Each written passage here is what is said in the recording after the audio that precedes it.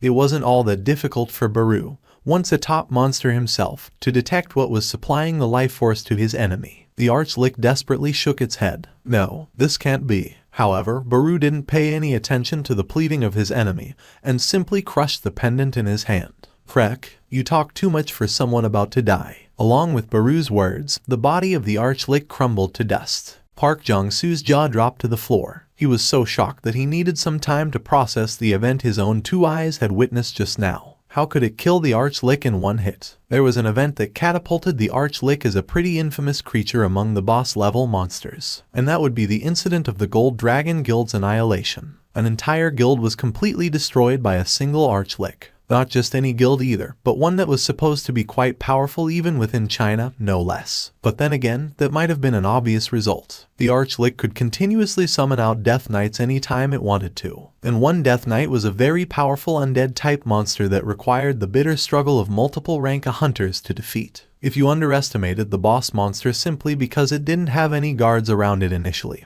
then you'd not be able to escape the fate of total destruction. In the end, a dungeon break occurred from the gate the Gold Dragon Guild failed to close. China's own special authority rank hunter Liu Zhaijing arrived in the nick of time so the incident didn't turn into a catastrophe. But still, many hunters got to know the terror an Archlick posed through this incident.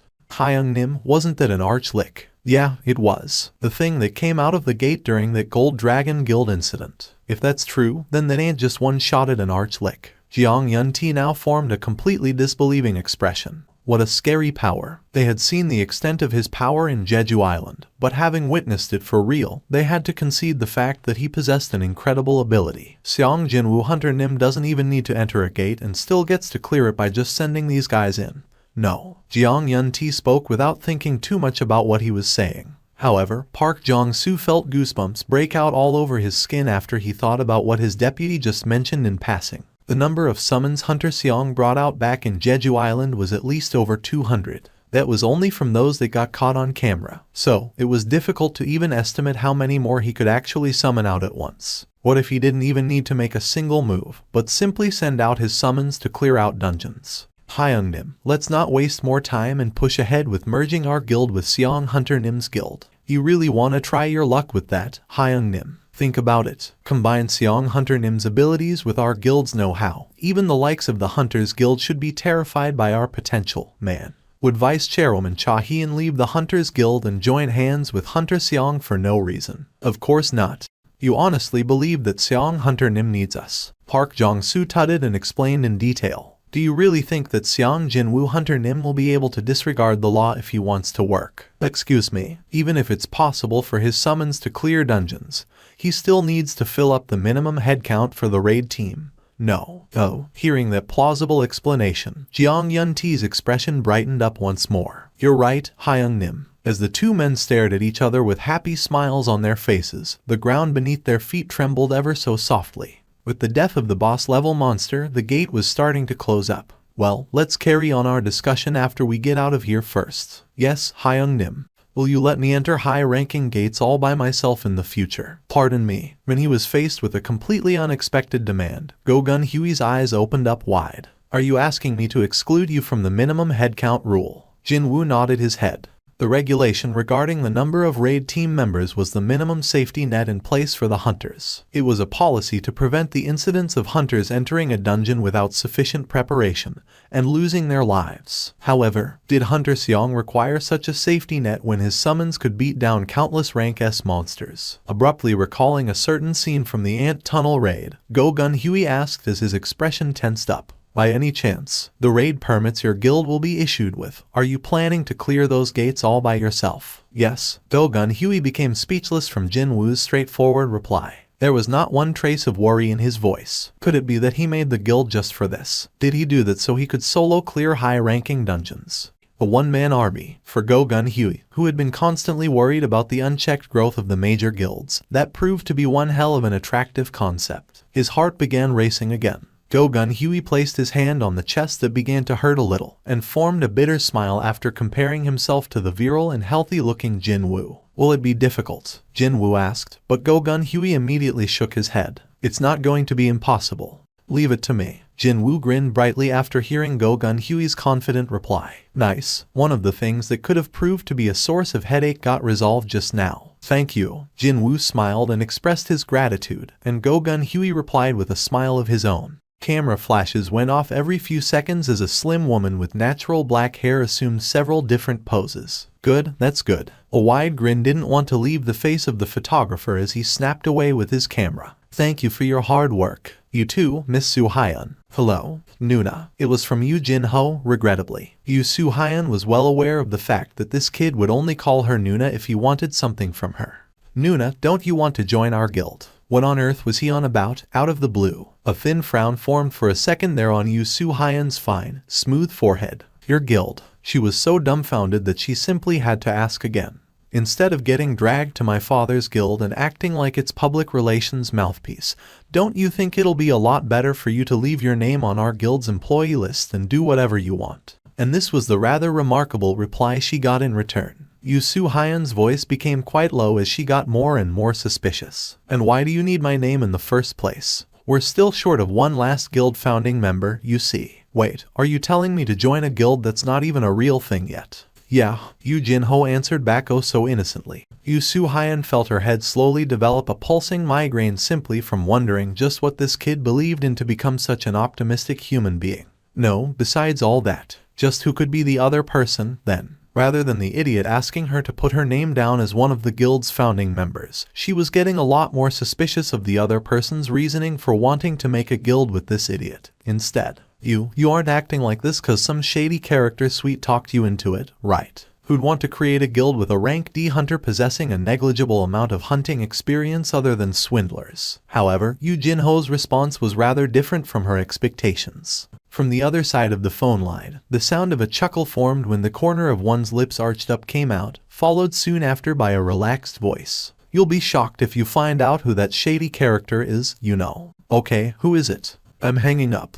Oh my gosh, you are telling the truth. The surprised voice of a woman came from Jinwoo's side. He turned around to find Yoo Soo-hyun exiting from the conference suite with a pair of very large eyes staring back at him. Jinwoo shifted his gaze over to Yoo Jin-ho and silently asked him. And she is? Yoo Jin-ho replied with a pair of tense eyes. It's her, Hyung-nim. Before arriving here, Jinwoo had already heard the gist of the situation from Yoo Jin-ho. Someone who carried around a hunter license but couldn't be bothered about the matters of the guild, yet worthy of their trust. And she's even a rank a hunter too. Her rank wasn't all that important, though. In any case, the first impression she gave off was not bad at all, perhaps owing to her clear eyes and her bright smile. They shared quick and simple introductions. Excuse me. Before they could sign the contract, Jinwoo decided to ask her about something he was curious about. If you do this, your relationship with your uncle might get a lot more tricky. Will that be fine with you? That's still better than getting mixed up with Yoo Jin-seong, you know. Yoo Jin-seong. Jinwoo looked back to Yoo Jin-ho, and the latter embarrassedly scratched the back of his head. He's my older brother, Hyung-nim. Oh, that bad personality older brother he talked about, right? Yoo Jin-seong was supposed to take over the guild if Yoo Jin-ho failed to cut the mustard, wasn't it? Jinwoo quietly nodded his head. This wouldn't have happened if Yoo Jin-ho did as he was told and took over the Yoojin Guild.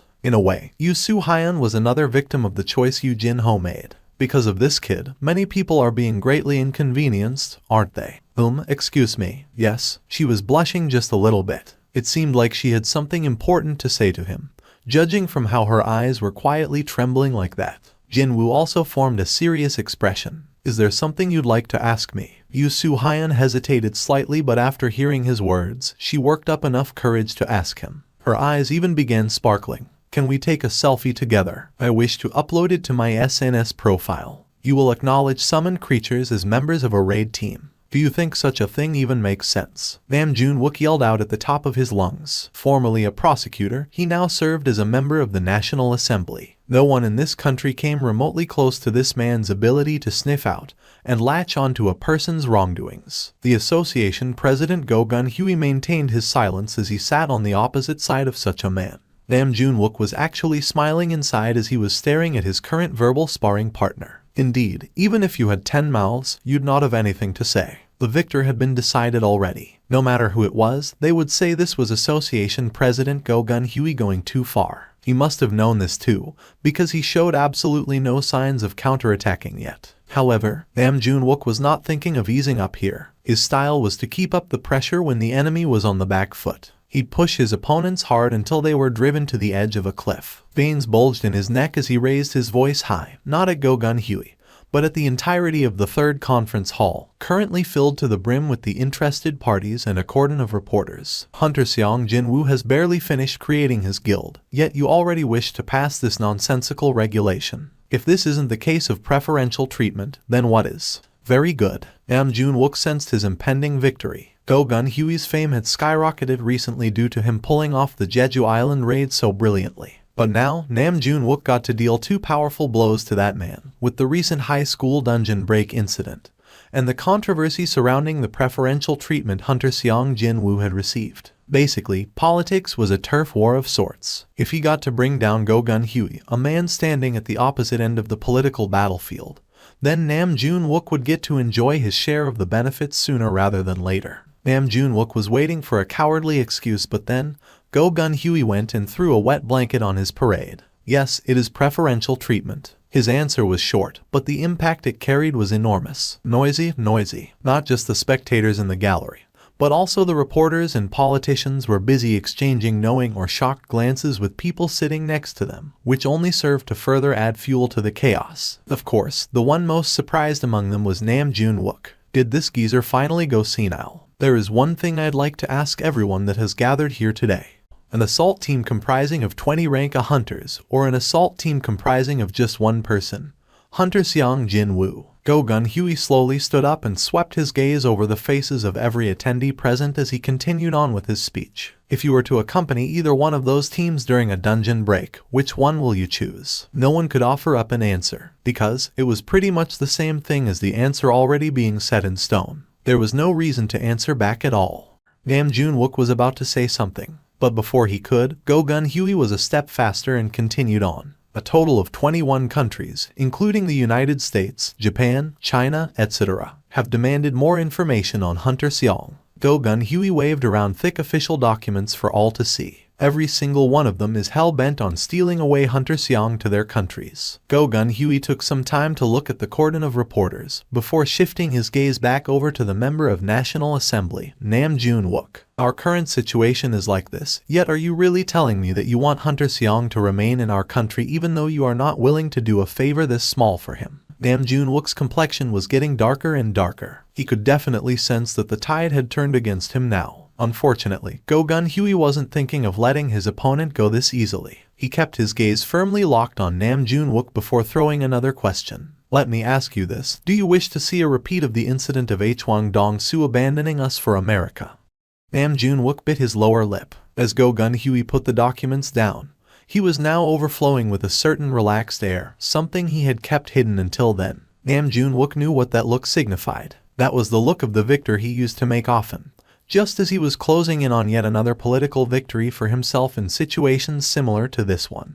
Honorable Member Nam Junwook, didn't you move house recently to a brand new apartment building located near the Hunters Guild? Nam Junwook's face reddened so much that even a casual glance could detect the change. What was your reason for changing your residence to a location where the cost of the real estate is several times more expensive than the surrounding area? If only his opponent wasn't a rank S hunter, Nam Junwook would have run over there and punched the old man in the face. His own face was now in the alternating shades of red and blue as seconds ticked on. I'd like to urge you to think about this carefully. If and when another rank S gate appears in our land, just who will step up to protect your life? And with these following words, Go-Gun Huey finished the proceedings off. You will not be able to buy back your life even if you are willing to pay hundreds of times. No, make that thousands of times the price you paid for your new residence. Meanwhile,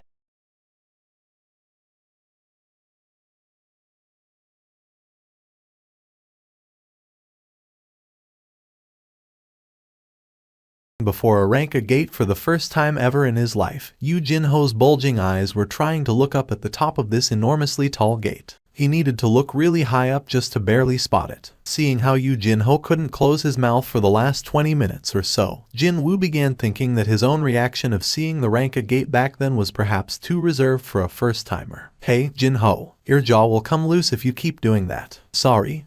Yes, my bad, Hyung Nim. It's just that I've never seen a gate this big before. How would he even react if he saw the Guang and Rai gate, then? Jinwoo smirked softly to himself. Hyungnim, will it be really okay to not hire any retrieval teams or mining teams? Nah, it'll be fine. Jinwoo summoned 30 of the elite-grade shadow soldiers that had been with him the longest. These guys will carry out those jobs. Yu Jinho flinched just a little after all those shadow soldiers suddenly appeared behind Jinwoo, but eventually, he began nodding his head. Good day, Seong Jinwoo Hunter Nim. Hello, Section Chief Wu. The chief of the monitoring division, Wu Jinqiao, received the portable magic energy measuring device shaped like a speed gun from one of his subordinates. Will it be okay if I go ahead and measure them? Please do. Jinwoo moved aside and the shadow soldiers all uniformly took a step forward. Wu Jinqiao began measuring the magic energy emission of each of the soldiers. Oh my god. His eyes were opening wider and wider as he checked each one of these so-called soldiers. He thanked his lucky stars that no one got to see the look of sheer shock on his face due to the sunglasses he was currently wearing.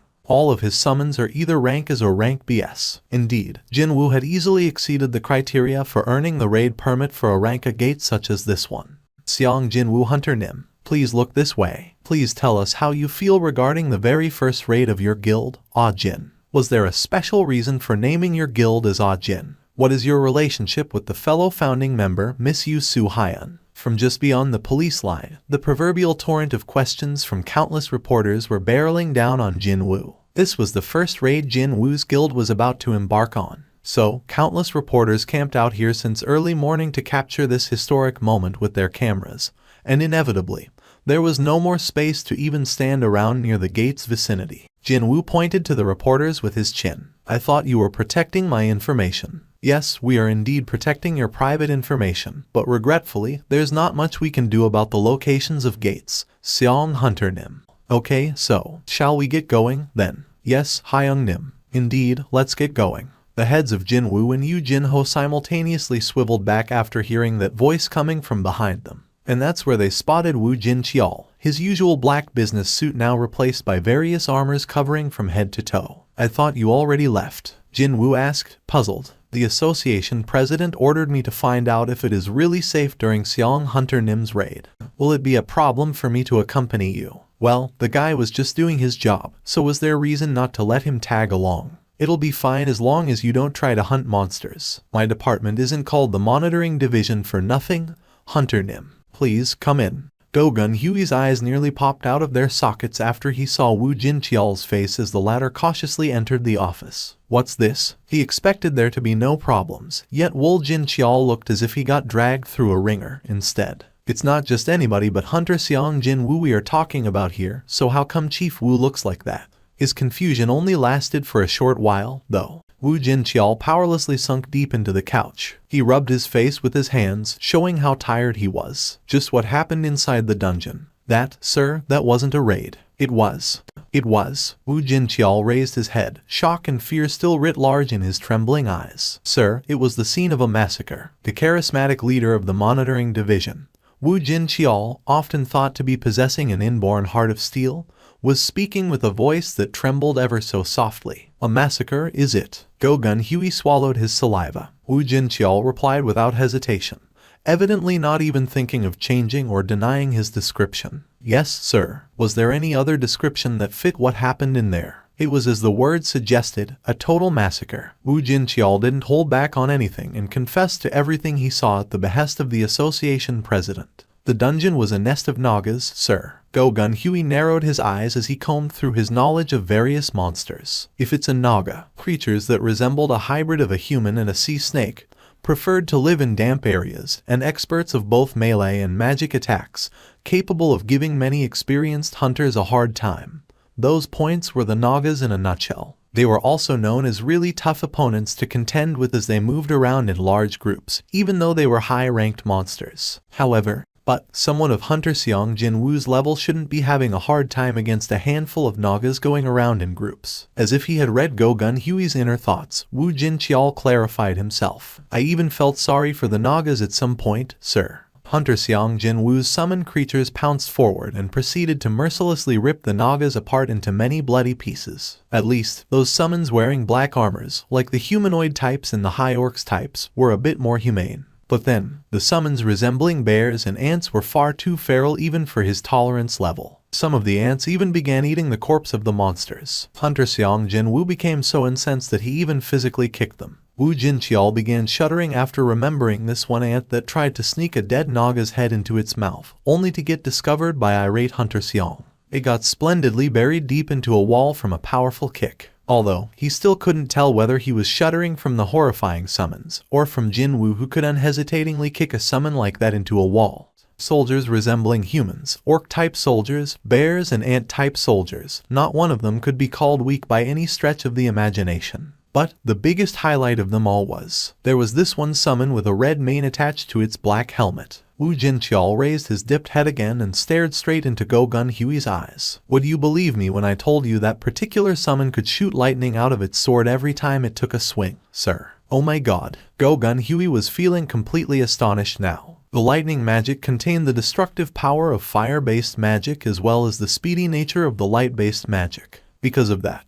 only a handful of very high-class mage-type hunters could cast such magic spells. Even then, firing them consecutively was out of the question. But then, a summon could shoot such magic all the time by swinging its sword around. Go Gun Hui could only shake his head in helplessness. He definitely wouldn't have believed it if it weren't coming from the subordinate he deeply believed in. But then, the unbelievable story continued on even further. In my opinion, that particular summon should be above rank in terms of power, sir. Are you serious? Go Gun Hui's voice rose up higher. How could a single summon possess powers almost at the level of a rank S? Unfortunately, Wu Jinqiao guaranteed it. And he was right at the peak of rank A hunters too, ability-wise, so he knew what he was talking about. If I were to fight that summon one-on-one, honestly, I'm not confident of winning, sir. Indeed, if such an evaluation came out from Wu Jinqiao's mouth, someone with strong self-confidence, then it would be no problem to evaluate that summon as a rank S. The ants. They began working, sir. Wu Jinqiao's eyes trembled again as he recalled those scenes. Ants received pickaxes from the bag carried by Ah Jin Guild's vice master. And then, they proceeded to mine out the mana stones from the dungeon walls. Ants were also in charge of carrying away the mined mana stones as well as the remains of the dead monsters. Wu Jinqiao simply couldn't tear his eyes away from the perfectly organized ants and their unbelievably fast working speed. They were basically the incarnations of efficient operation. Wu Jinqiao was deeply astonished back then, and he was feeling admiration now. What I saw, sir, it wasn't something as simple as a one-man raid team. Not at all. No, this one man was capable of clearing a dungeon, retrieving the remains, and also mining out the minerals, too. Wu Jinqiao was definitely sure of it. And that would be, calling Hunter Seong a one-man raid team was actually insulting the man. No, sir, that man, he's actually an entire guild rolled into one. He was not a one-man raid team, but a one-man guild instead. Technically speaking, there was not that helpful vice master too, but nothing would have changed even if he wasn't present, so Wu Jinqiao's assertion wasn't wrong at all. Go Gun Hui slapped his knee. I knew it. My eyes weren't wrong. A broad smile didn't want to leave his face now, like how he had been anticipating it since the beginning. Hunter Seong Jinwoo would definitely go on to become the brand new ballast that keeps the balance neutral in the Korean hunter community. But now, he began to think that the youth might even go on to change the map of the hunters worldwide, too. And then, we finally arrived at the boss chamber, sir. The story hadn't ended yet. Go Gun Hui quickly refocused on the tale once more. Wu Jinqiao carried on. Normal Nagas would be around 2-3 times larger than regular human beings. But, he said that the boss Naga found within the boss room was easily 4 times larger, and the pressure it emitted was incredible as well. Did Seong Hunter use his summons to quickly finish off the boss-level monsters? Wu Jinqiao slowly shook his head. No, sir. He actually cancelled the summoning altogether, except for those ants busy with retrieval and mining operations. What? But why would he? Go Gun Hui gasped out in surprise, and Wu Jinqiao could only reply with a stiff face. I was also curious as to why, so I asked him. I questioned him why he would cancel the summoning when he was about to fight the boss. Go Gun Hui was so invested in the tale that, unbeknownst to him, he had begun leaning forward. And what did he say? Seong Jinwoo Hunter Nim told me this. If he relied too much on his summons, then my instincts would become softer, you see. Jinwoo kicked the ground and dashed forward. Violent slash. Dozens upon dozens of silvery light flickered and descended on the lower body of the boss monster. Swish. The boss's head was sliced off clean and it flew away. At the same time, a new system message popped into his view. Jinwoo's expression brightened at once from that wonderful message. Oh, he landed softly back on the ground and spun around once. Strangely enough, the system messages didn't end there. Suddenly, he was inundated with a constant barrage of mechanical beeps. What's this? His fluster could only last for a short while, though. Jinwoo's eyes almost bulged out of their sockets at the rising wall of messages. He had been using his class-specific skills constantly, but they showed no signs of budging until now. But then, their levels all went up in one go. Jinwoo's heart began pounding really hard for the first time in a while. Currently, there were only 2 other people inside the boss chamber, and that would be Yu Jinho and Wu Jinqiao. Since both of them weren't the type to needlessly complain about small matters, he decided to not to mind their presence and summoned out his status window. Jinwoo's gaze stopped at the class-specific skills list.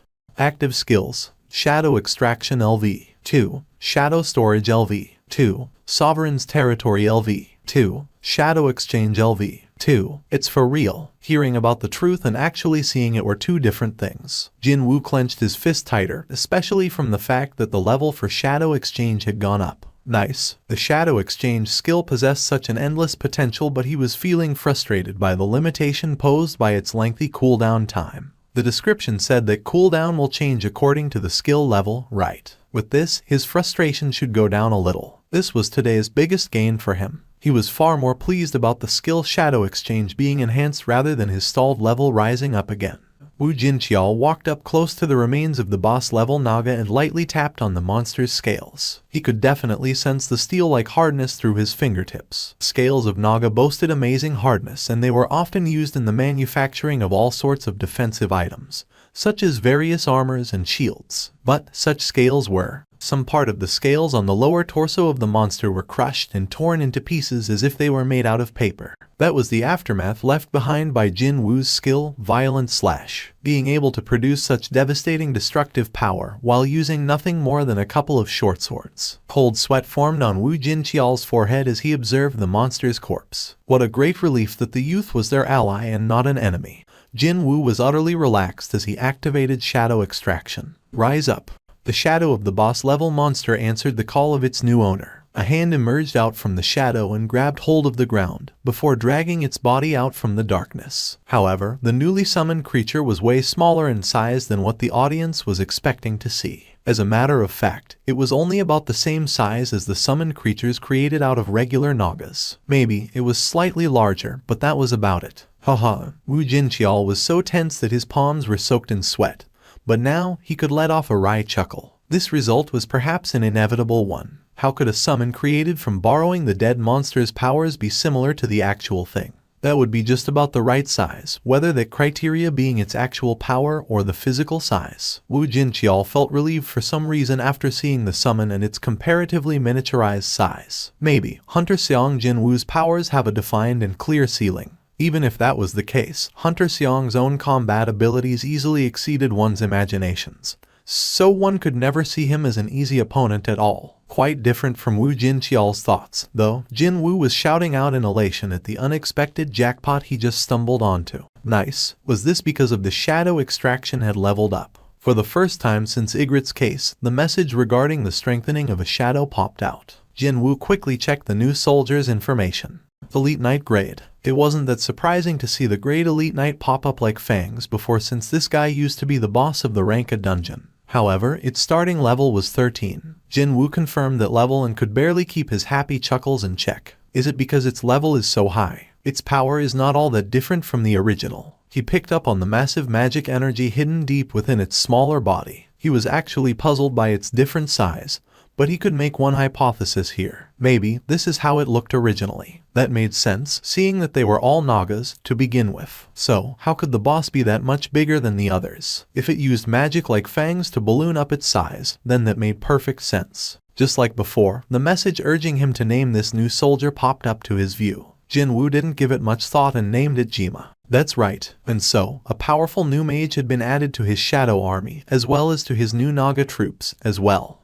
With the extraction process now over, Jinwoo absorbed Jima back into his shadow. Right on cue, the dungeon began sending out warning signals now that it no longer had an owner. A faint tremor rose up from the ground. It was the signal that the gate would close in 1 hour. Yu Jinho stopped staying back and quickly ran over to his Hyung-nim's side. It's time for us to leave this place, Hyung-nim. Right? Yu Jinho took one last sweeping look around him and smacked his lips as if he was feeling regretful over something. But, Hyung-nim, this is a bit of a waste. His gaze was now fixed on the corpse of the boss-level monster. That thing would have fetched a handsome amount on the market, you know. What's the problem? We'll just take it with us. Hey? Yu Jinho's eyes opened up wider as he hastily asked a question. Hyung-nim, isn't that too big to take with us? Jinwoo smirked softly. It's fine. Reporters were thinking of leaving for early lunch, but then their eyes nearly bulged out of their sockets after Jinwoo leisurely walked out of the gate. What the heck? Has he finished already? No way. Thud. The sound of something heavy stepping on the ground resounded out. One of the reporters dropped his camera in an utter daze. Crack. He didn't even realize that his fallen camera was stepped on by other reporters. No, he could only point towards the gate and stutter out in pure shock. Look over there. Or, more specifically, he was pointing at the massive, hulking giant of a monster stepping outside the gate. Or run away. No, wait. Take its pictures first. Hurry. Are you filming this? Yes. The reporters quickly forgot about the physical confrontation of a second ago, and hurriedly began snapping away with their raised cameras. They were inwardly fearful of the monster suddenly attacking them. But at the same time, their fingers continued to move at a blinding pace as if they had been bewitched by something. Fangs was diligently dragging the boss-level Naga's corpse outside the gate, but when he felt quite a lot of stares landing on his back, he slowly turned around to look. And he found that, not just the reporters, but the police, association employees, and even the passers-by on the street stopped in their treks to look up at him. Fangs was now suddenly overcome with embarrassment and sheepishly scratched the back of his head. Why did it happen on level 101? As Jinwoo drove back, he thought back to how his skills abruptly went up a level earlier in the day. Even though his mind was occupied with something else, his hands holding the steering wheel remained steady and controlled. Soon, the building with his guild office came into his view. Yu Jinho chose to stay back in the gate's location, saying that he'd wrap up the proceedings before going back to the office. The raid might have ended, but there was still one more step of handing over the recovered loot to the brokers to think about. I wonder, will he be okay? It was all good and well for a vice chair of the guild to be full of drive and energy, but wouldn't it be better still to hire dedicated staff members for matters like this? Jinwoo told himself to search for more employees and walked out of the underground parking lot. But then, he spotted a familiar figure walking towards the guild building from afar, and that familiar person also discovered Jinwoo staring back at her. Her steps came to an abrupt halt right then and there. Cha-hee informed a shocked expression and began to backtrack one step at a time before she turned around completely, and began running away. Jinwoo was utterly dumbstruck by what just happened. The thing was, though, he could gloss over the reason why she suddenly started running away after seeing his face, but he simply couldn't. You think you can escape from me because you started running. Just who did she think she was dealing with here? Jinwoo was suddenly overcome with a streak of stubbornness and pounced forward with everything he had after activating his Quicksilver skill. Her eyes grew super wide in an instant. Her escape route had been cut off, and before she could do anything else, her shoulders were caught by Jinwoo's hands. And so, the foot chase between two rank S hunters came to a very anticlimactic end. My car is still in your parking lot. Right. There was an unfamiliar car parked in the lot for the last couple of days, wasn't there? That day, when Cha-hee came to the office, saying that she wanted to join his guild. After they teleported directly to the association's gymnasium from the guild office, she forgot to take her car back and left it in the underground parking lot until now. Looks like she came sneaking back in to get her car back because our guild was supposed to be on a raid today. Too bad for her. She couldn't have imagined that he'd only need a little over 2 hours to complete the raid of a rank gate. As a result, these two young people got to meet each other again. She quickly tried to get away from him, but in the end, was apprehended by him instead. Excuse me, can you free up some time so we can talk for a little while? Only a minute ago she was fleeing for her dear life, but now she wanted to speak to him. Perhaps she sensed Jinwoo's flustered confusion. Cha-hee quickly explained herself. Actually, Min Byung-gu Hunter Nim wanted me to pass on a message to you. He said there was something he wanted to say about your powers, Seong Hunter Nim. But how could that be? Jinwoo didn't have any point of contact, private or otherwise, with Hunter Min Byung-gu. And their one and only meeting came around when Jinwoo revived Min Byung-gu into a shadow soldier for a short while back then.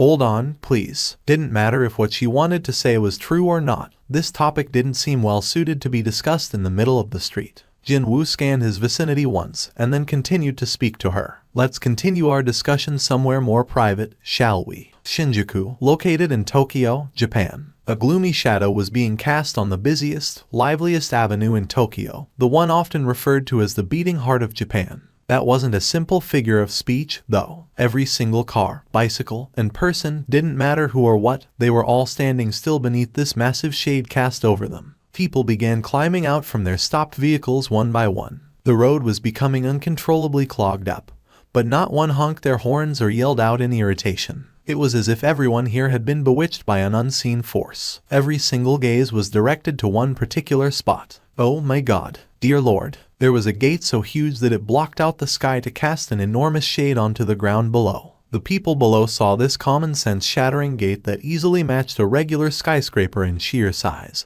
and fell deep into the state of indescribable shock. The avenue, once bustling with overflowing people, was now being gripped tighter and tighter by a silence so wretched that it almost induced some of the witnesses to start vomiting.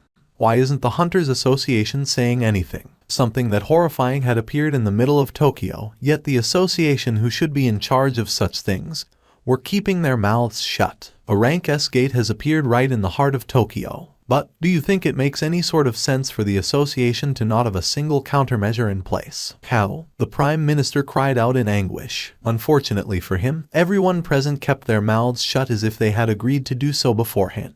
The Prime Minister's expression crumpled unsightly, like a man carrying the weight of all the suffering found in this world, before he collapsed down onto his chair. Be honest with me, Association President. He then pointed at the cracked TV screen. What will happen if that thing opens up on us? It'll be the end, sir. As he thought, the Prime Minister hugged his head and muttered out helplessly. So, that's how it is. Just one gate, and the city of Tokyo is finished, is that it? That's not what I'm saying, Prime Minister. The Prime Minister raised his head to look, and Association President Matsumoto Shija continued on with an emotionless voice. I meant to say that the entirety of Japan will be finished, sir. The guild office was located on the 3rd floor. Jinwoo placed his thumb on the electronic lock, and the door clicked open to allow them inside.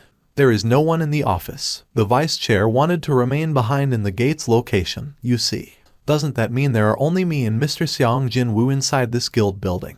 The light of tension quickly filled up Cha Hyun's eyes. At the same time, she also realized that it had been a while since she felt this tense as well. Maybe it's my first time since becoming an awakened. How many men out there in this world were capable of making her feel this tense, especially when she was acknowledged to be one of the highest leveled among the ranked S hunters at that? For some reason, the words of somewhere private kept repeating in her head, and she became even more conscious of herself because of that. Her heart was palpitating faster and faster. How is it possible for Hunter Min Byung-gu to leave you with messages for me? Jinwoo's expression was serious. He didn't know her all that well, but still, he got the impression that she wasn't a type to start spewing baseless lies just to get some attention. That was why he became so much more serious now. Either she needed some time to recall her sleeping memories, or didn't know where to begin her tale, because she needed a bit of time before she was ready to open lips. That day, Cha Hyun finally raised her head and looked deeply into his eyes. Her gentle eyes were now filled to the brim with tears. When Jinwoo saw her expression, he thought he could more or less tell where she'd start her story. She quietly spoke. I heard his voice.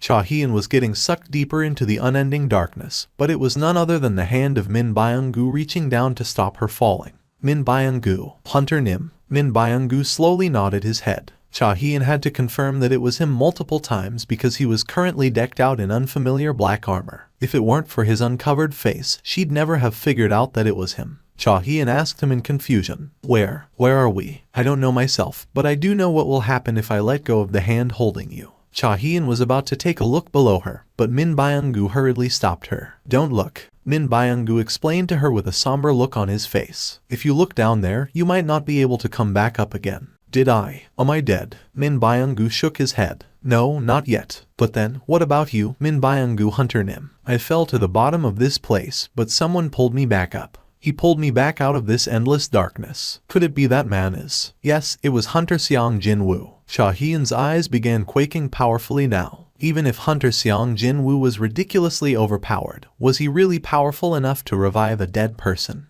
However, Min Byung-gu continued to recount the experience he had gone through without holding anything back. Truth is, even though it was indeed I that got revived, that wasn't really me either. I possessed my will and my consciousness, but I was also prepared to do anything for him. It felt like I have become an unquestioning, unconditional slave only existing to serve him and nothing else. There was no reason for Cha Hien to ask who this he was in Min Byung-gu's explanations. She swallowed her nervous saliva. I was scared as well, because the mere idea of serving him made me feel so happy. Min Byung-gu formed a bitter expression. You must let Seong Jinwoo Hunter Nim know this. His expression then hardened into a somber one. His powers are absolute, and it was incredibly scary. He needs to know this as well.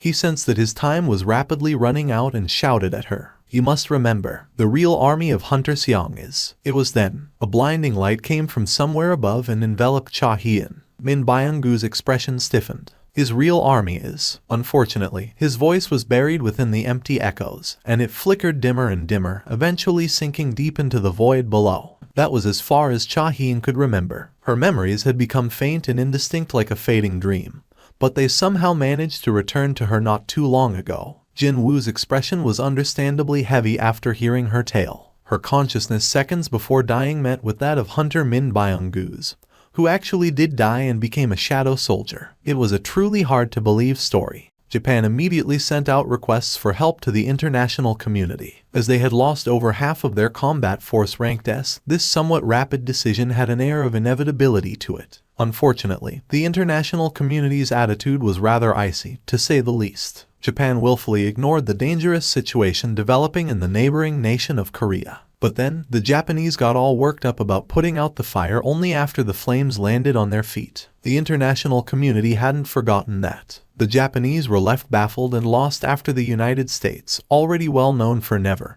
ever letting their rank S hunters work overseas, as well as the most powerful hunter nation in Asia, China, abandoned them to their devices. The world's attention began focusing on Japan. Sensational articles were being published every single day. It was precisely at this point that a lone hunter extended his hands of salvation towards the Japanese public being overwhelmed by despair and terror. His name was Yuri Orlov, a rank S hunter of Russian nationality. In order to negotiate the terms with the Japanese government, he invited over the related representatives to his place. Yuri Orlov didn't even bother to greet the Japanese representatives at the airport, and instead received them in the living room of his palace-like mansion. I'm Yuri Orlov. You should probably know this by now, but I'm called the best support-type hunter in the world. After that brief introduction, the two men settled down on the opposite side. Yuri Orlov had asked for all the related data concerning the Tokyo Gate before this meeting. After getting his hands on those files, he began to leisurely browse them. And so, how much time passed by like this? He kept nodding his head as he calculated the cost, and eventually opened his mouth to name his price. $10 million per day. You pay me the money properly on time, and I will block the gate for you for as long as you want. Yuri Orlov grinned, his gold-plated teeth now on full display. 3.6 billion in a year. That money will save your nation. It's not even 36 billion either. So, how about it? Will you save your country with 10 million per day? Or will you give up on your country because you think that's a waste of money? Officially, the wealth of the richest man alive was supposed to be just over 100 billion US dollars. So, 3.6 billion per year was definitely not a small sum by any stretch of the imagination. But, when compared to the nation of Japan, it truly is a negligible amount. We are willing to pay you that amount. Very good. Then, let's sign the contract right now, and my signing fee. But before we do that, please, can you demonstrate your abilities to us at least once? Yuri Orlov heard the translation from the interpreter and began guffawing out right away. He laughed his head off until tears came out of his eyes. He eventually collected himself enough to speak up. You think you're in any position to get picky here, when licking my boots and pleading on your knees might not even be enough. It was then. Stop, you two. But it was too late. The eyes of the two rank S hunters were burning in rage and they weren't backing down. However, the rank S hunters did try to make their moves, but, as if they were stuck behind invisible walls, couldn't even budge an inch from the spot. They were like rats trapped inside a glass bottle, only being able to exchange shocked glances with each other. Free yourselves if you can, alright. But then, you won't be able to move a single foot without my permission. Yuri Orlov was the master of placing barriers. The corners of Yuri Orlov's lips arched up as he made his offer again. For the price of 10 million per day, I'll block the gate for you, plus I shall add the lives of these two morons on top as well. So, how about it? Isn't this enough to satisfy you now? His teeth reflected the living room's light and glittered in gold. He had just demonstrated the power of his restrictions that could tie up 2 rank S hunters as if they were nothing much at all. Is trusting this man the best option we have at this point? And on the following day, the name of Yuri Orlov filled up the news broadcasts from all over the world. A huge crowd had gathered in the Japanese airport where the Russian rank S hunter, Yuri Orlov, made his landing, and there was hardly any space left to even set a foot inside. The corners of Yuri Orlov's lips arched up as he took in the sight of the massive throng of Japanese people coming to see him. It's Yuri Orlov. It's him, Yuri. The reporters from all corners of the world discovered Yuri Orlov's triumphant figure and began madly snapping away with their cameras. How will you block the gate, Mr. Yuri? In the same way that I've been doing until now, obviously. Yuri Orlov's expression was overflowing with relaxed, assured confidence. He raised both of his hands in the air and drew a large circle. I'll be creating a huge magic circle, like so, around the gate itself. And then, everything will be finished after I pour my magic energy into it. Whatever is inside that gate, they won't be able to come out ever again. Unfortunately, such a simple explanation wasn't enough to calm the fears of the Japanese people. Pardon me, but is that even possible? If I were to continue spending my magic energy to maintain that barrier, then sure, even I wouldn't be able to pull that off. You wouldn't be able to do it. Gulp. The interviewer swallowed his dry saliva. With the Japanese rank S hunters having effectively announced their intentions to give up on the raid, if Yuri Orlov himself also decided to forget about the gate, then there were no other solutions left for the Japanese people. The Russian took his time and enjoyed the sight of the stiff face of the interviewer before continuing on with his words. However, the thing with my ability is, the barrier magic circle I use absorbs magic energy from its surroundings to maintain itself. In an instant, the interviewer's expression changed. Once my barrier gets going, it will start absorbing the magic energy and become an even sturdier and bigger fortress wall. A certain ray of light descended on the faces of the interviewer as well as the filming crew after they heard that explanation. Yuri Orlov's leisurely voice was filled to the brim with undeniable self-confidence, and as if that confidence had begun spreading around like an infection, the Japanese TV crew felt their fears slowly melt away. Yuri Orlov pointed to the camera. He was probably pointing at the unspecified number of viewers at home with his finger. Thick veins bulged in his neck as he shouted out, "I will save all of you. So, all you have to do is to remember who is saving you." Beep. The giant TV was switched off. The president of Korean Hunters Association, Go Gun Huey, put the TV remote down, but his expression wasn't very good at all. I don't know whether Yuri Orlov will be successful in blocking up that rank S gate or not, but the eyes of the association president Go Gun Huey became a lot sharper. But I am well aware of what will happen if he fails in his task. Oh, by the way, how goes it with Seong Jinwoo Hunter Nim nowadays? Woo Jincheol wordlessly pushed forward a piece of printed document to his boss. On it, one could find the listed locations of all the high-ranking gates that had appeared recently around the city of Seoul and the surrounding Gyeonggi province. Why are you giving me this all of a sudden? Sir, can you see how many of the locations have been circled in red? Looks like it's about half of all the dungeons. Woo Jincheol quickly wiped the cold sweat streaking down his forehead and replied, Jin Guild wants the raid permits of all of the highlighted gates, sir. Go Gun Huey's eyes nearly popped out of their sockets. These, all of them? Yes, sir. That's correct. Sir, I believe it could lead to problems. You mean, his activity will overlap with the jurisdictions of other large guilds, is that it? Yes, sir. A smile floated up on the association president's lips. I thought president was on Seong Hunter Nim's side. Woo Jincheol formed a puzzled expression as he asked, "It's just that, I can't stop smiling when I think about how a newly established guild with only 3 members and 1 combatant on their roster have managed to exceed the major guilds and are already coveting their territories like this." Only then did Woo Jincheol understand. I agree, sir. It was Go Gun Huey's turn to ask, that smile still etched on his lips. Did Jin provide an explanation on why they want to do this? They said that they have a personal reason and wants us to entrust them with the gates nearby only for the next week or so, sir. It can't be about money. Go Gun Huey's gaze was soon directed to Woo Jincheol guarding his side. The former asked as if it was in passing, "In your opinion, why do you think Hunter Seong is trying to clear this many gates in such a short time?" Woo Jincheol thought about it for a moment before answering his boss. "There is one thing I can think of, sir. Go-Gun Huey expected an answer along the lines of "I don't know" or "can't be sure," so he couldn't help but pay more attention to this somewhat surprising reply. What would that be? I remember seeing how delighted he was during the process of hunting down the monsters. He was happy hunting down monsters. Yes, sir. The lunchbox Mom packed was indeed quite delicious, even if the location for their meal turned out to be in the middle of a dungeon overflowing with monsters. Jinwoo raised his head and spoke, his mouth still full of chow. With us being like this, I can't help but think back to how we were clearing all those rank C dungeons. Hyung-nim. Jinwoo smirked and replied back, "Hey, finish chewing your food first before talking, alright." "Oh, my bad, Hyung-nim." It wasn't as if Jinwoo couldn't understand what Jinwoo was talking about, though. In the past few days, they kept themselves real busy by raiding every single gate they could book, one after the other, with barely any rest in between. The only thing that had changed since then would be that, rather than rank C dungeons, they were raiding rank B or higher dungeons this time.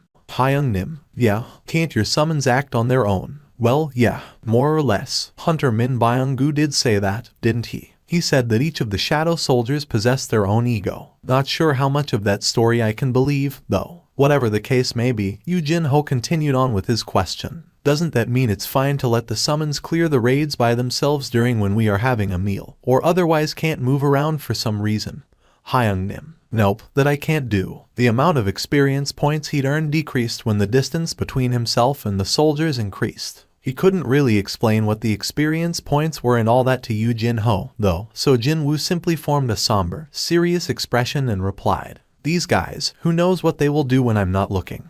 Jinwoo thought that he could hear the noise of Jinwoo's falling appetite in real time. Jinwoo finished his meal and quietly put the spoon down. Class-specific skill. Mana required to activate, none. Stores the shadow soldiers inside the summoner's shadow. The stored soldiers can be summoned back into the open or absorbed back at any time the summoner chooses to. Number of stored shadow soldiers, 840/840. Level 2 effect sensory sharing. You can share your sensory perception with a single designated shadow soldier from your storage. The newly added effect to the skill shadow storage was called sensory sharing. It was a rather unique ability that let the summoner, him, feel what a shadow soldier was sensing. Since it was possible to choose a shadow soldier far away from him and see what was going on around there, he ended up using it rather often in the last couple of days. Such as now. Jinwoo quietly closed his eyes. Sensory sharing. He picked up on the signal sent out by the shadow soldiers spread all over outside the dungeon. Within the nation of South Korea, I sure have spread around quite a few, haven't I? Without worrying about it too much, he selected one of them to see. Quite coincidentally, it just so happened to be a soldier hidden with Hunter Cha's shadow. And when he connected with that soldier, splash, he heard the sounds of water falling on the floor. It shouldn't be raining today, so what's up with all the water noise? His confusion lasted only for a brief second. Jinwoo's eyelids shot up open in haste as soon as he saw the pale nude figure enshrouded in the rising steam. Jinwoo was taken by surprise alongside him. Hyung-nim, what happened? Were you taking a nap just now? No, it's nothing. Jinwoo shook his head. He inwardly told himself to buy Hunter Cha a hearty meal as soon as possible as a gesture of apology. Oh, right. Hyung-nim, have you heard the news? Which one? About that massive rank S gate in Japan's Shinjuku. Hyung-nim, I heard that the dungeon break should be happening sometime around tomorrow. Did the time move along that much already? Jinwoo slowly nodded his head. That means it's already been 6 days since we began clearing these high-ranking gates. During these past 6 days, Jinwoo hadn't been static at all. Although moving at a snail's pace, his experience points were steadily going up. The result of that being his level having moved to 103 from 101. That was his reward for focusing on leveling up while forgetting about everything else. Jinwoo summoned the black key stored within his inventory. The black key materialized on his palm. Rarity has been reached. Remaining time, 26:51:49. One more day left. Jinwoo wordlessly grasped the key tightly. His heart began beating faster every time he looked at this thing.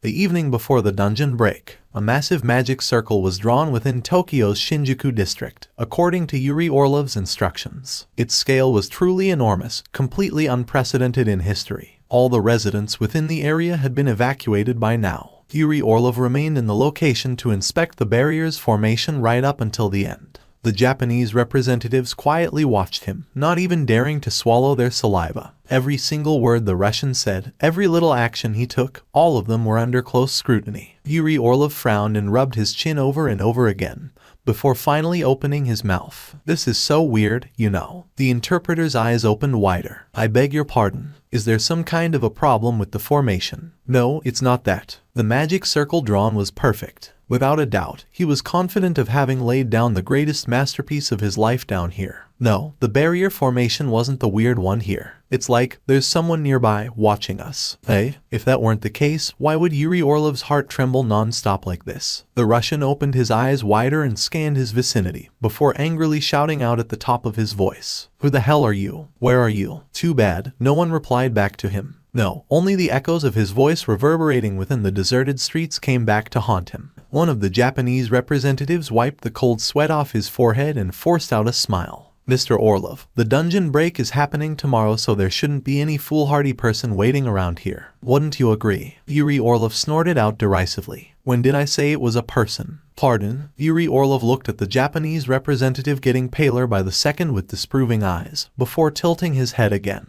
Was I mistaken? Unfortunately for him, there indeed was the figure of a person staring at him from the roof of a tall building far away. He's got a pretty good perception. But, then again, when considering where Yuri Orlov drew his powers from, that wouldn't be such a strange thing. More importantly, the mysterious man's gaze shifted over to the rank S gate. The silence was so eerie that it induced a certain disgust in all who looked as it circulated around that giant gate. The man slowly pulled back the hood covering his face. It revealed the face of an oriental man in his late 30s. The unkempt and bushy beard covering most of his face told the man's identity rather clearly. He was none other than Seong-il Hwan. He continued to gaze at the massive gate with a regretful expression, before pulling the hood back up. Finally, it's starting. Everything was moving according to the schedule.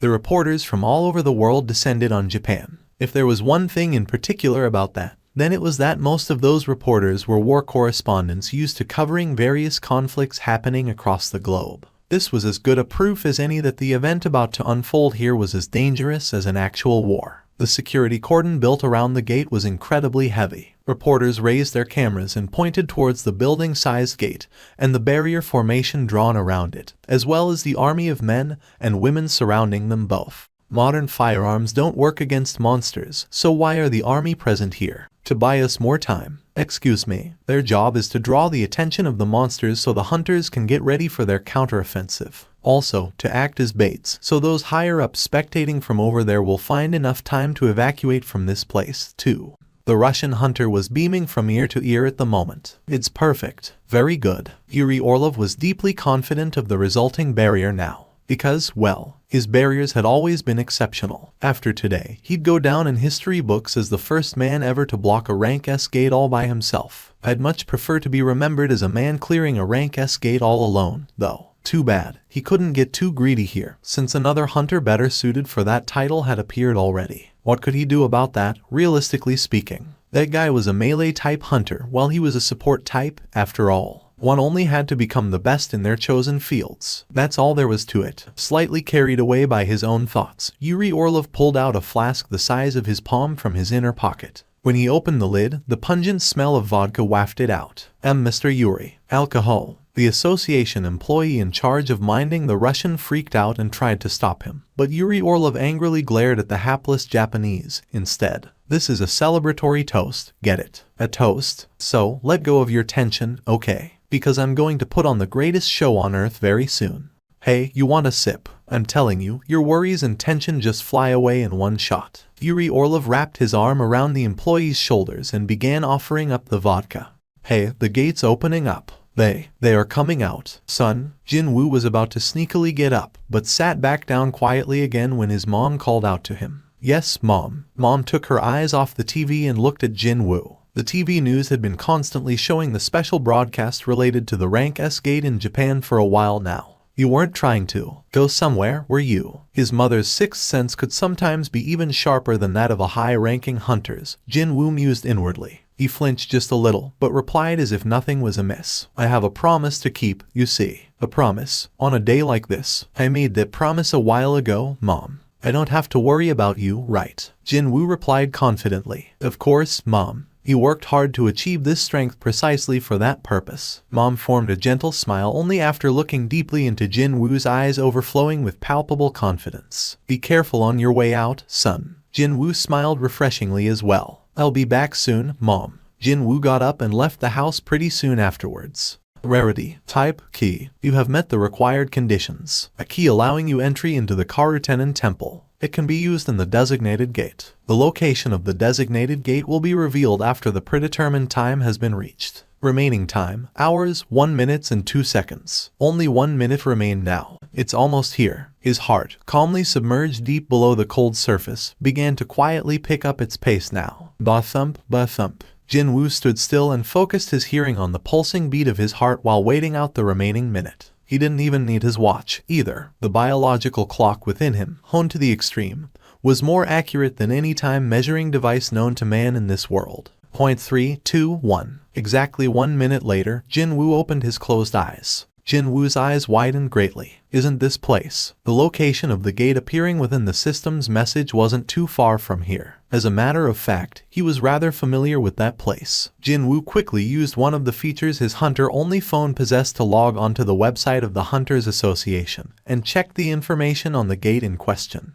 I made a mistake. In reality, the key's description wasn't lying to him. The system said that the information on the gate would be made available, but said nothing about a gate appearing somewhere. He got blindsided just now. Jinwoo's hands manipulating his phone became a lot busier. He checked the info on the gate some more, and found out that there was a guild already busy with clearing it right now. The rank of the gate in question was C. It's not a high rank, but the real problem was with not really knowing what was hidden inside. It's a small relief that the location isn't far. He stepped through the front gate and spotted the gate floating in the air just above the athletics field to the side. A handful of association employees and staff members from the guild doing the raid were standing around the gate as if to guard its surroundings. They were all carrying on in a quiet atmosphere, perhaps because they hadn't heard any news of something major happening inside yet. But that quietness was shattered immediately by Jinwoo's sudden entrance, because he chose to undo his stealth near the gate. One of the guild staff members belatedly discovered Jinwoo's presence and tried to cut him off. "You're not allowed in here." Jinwoo pulled back his hoodie and revealed himself, and that elicited a loud hyok from the side. "It's you." The association employee immediately recognized Jinwoo and cried out in surprise. It was the same bespectacled female employee he ran into back when he took care of the rank B gate that popped up in the middle of the road. Jinwoo figured that it'd be quicker to talk to her instead of this guild staff blocking his way, so he ignored the guy altogether and spoke directly to her. "You need to stop this raid right now." "Pardon me." She got flustered as she tried to make her reply. B, but the measurement result came out as only C. Jinwoo shook his head and told her in no uncertain terms, "If you don't stop the raid now, they will all die." Jinwoo raised his head and glared at the gate. Couldn't these people pick up on that? An eerie aura so sickening that it gave him goosebumps was slowly oozing out from the gate. "How long has it been since they went inside?" Jinwoo urgently asked the female association employee. "It's been about 2 hours. 2 hours, she said. It was one of those in-between time that could neither be called short nor too long. I'm going inside to bring those people back." The flustered female employee found herself in a bind now. This very man walked out with a face full of smiles even when the rank B gate he entered changed into a red gate. But such a person was now telling her in an urgent manner that people inside that seemingly normal rank C gate were in great danger. Jinwoo closed his eyes and concentrated. For some reason, he couldn't sense the presence of the raid team. Could they already have been? Jinwoo quickly shook his head. Even if he was too late, magic energy still leaked out from the bodies of the freshly deceased. But he couldn't even pick up on that magic energy. Jinwoo quickly made his way over to where the entrance of the duel dungeon was last time. And sure enough, there was another entrance within the dungeon. It's the same as before. Only then did he realize why he couldn't sense the presence of the raid team's hunters. This dungeon, it was nonsensically huge, wasn't it? That was the case back then. Soon enough, he could sense the presence of people up ahead. They were the hunters of the raiding party. They were also standing around in one spot. Jinwoo initially thought that they were involved in a battle or were all dead, but thankfully that wasn't it. When he got close enough, he could hear their voices. "You want to go back when we came this far?" When Jinwoo stopped not too far from them, he heard some words that sounded oddly familiar, and let a wry chuckle leak out of his mouth. What a relief it was, though. It seemed that these people hadn't stepped foot inside yet. If they did, then they wouldn't even have enough time to waste their breaths on useless banter like this. He heard a woman's voice next. So, what do you want to do, then? The door didn't budge even when we poured magic on it. This is a trap, everyone. Hunters hadn't picked up on Jinwoo's presence well until he was near their position. Understandably, they were jolted back to their senses from a sudden voice coming out from the darkness behind them. Oh my gosh, that surprised me. What the heck? Who are you? Jinwoo pointed at the steel door he had seen before with his chin and replied, I'm a survivor of a duel dungeon incident. A survivor of a duel dungeon incident. Hunters exchanged glances and whispered softly among themselves. Because it was so dark inside, they needed a little bit of time to recognize Jinwoo's face. Isn't he Hunter Seong Jinwoo? What was that? The attention of the raid team members descended upon the hunter who identified Jinwoo. And the next direction their gazes shifted to was, naturally, Jinwoo's face. And now that you mention it, it's really him. But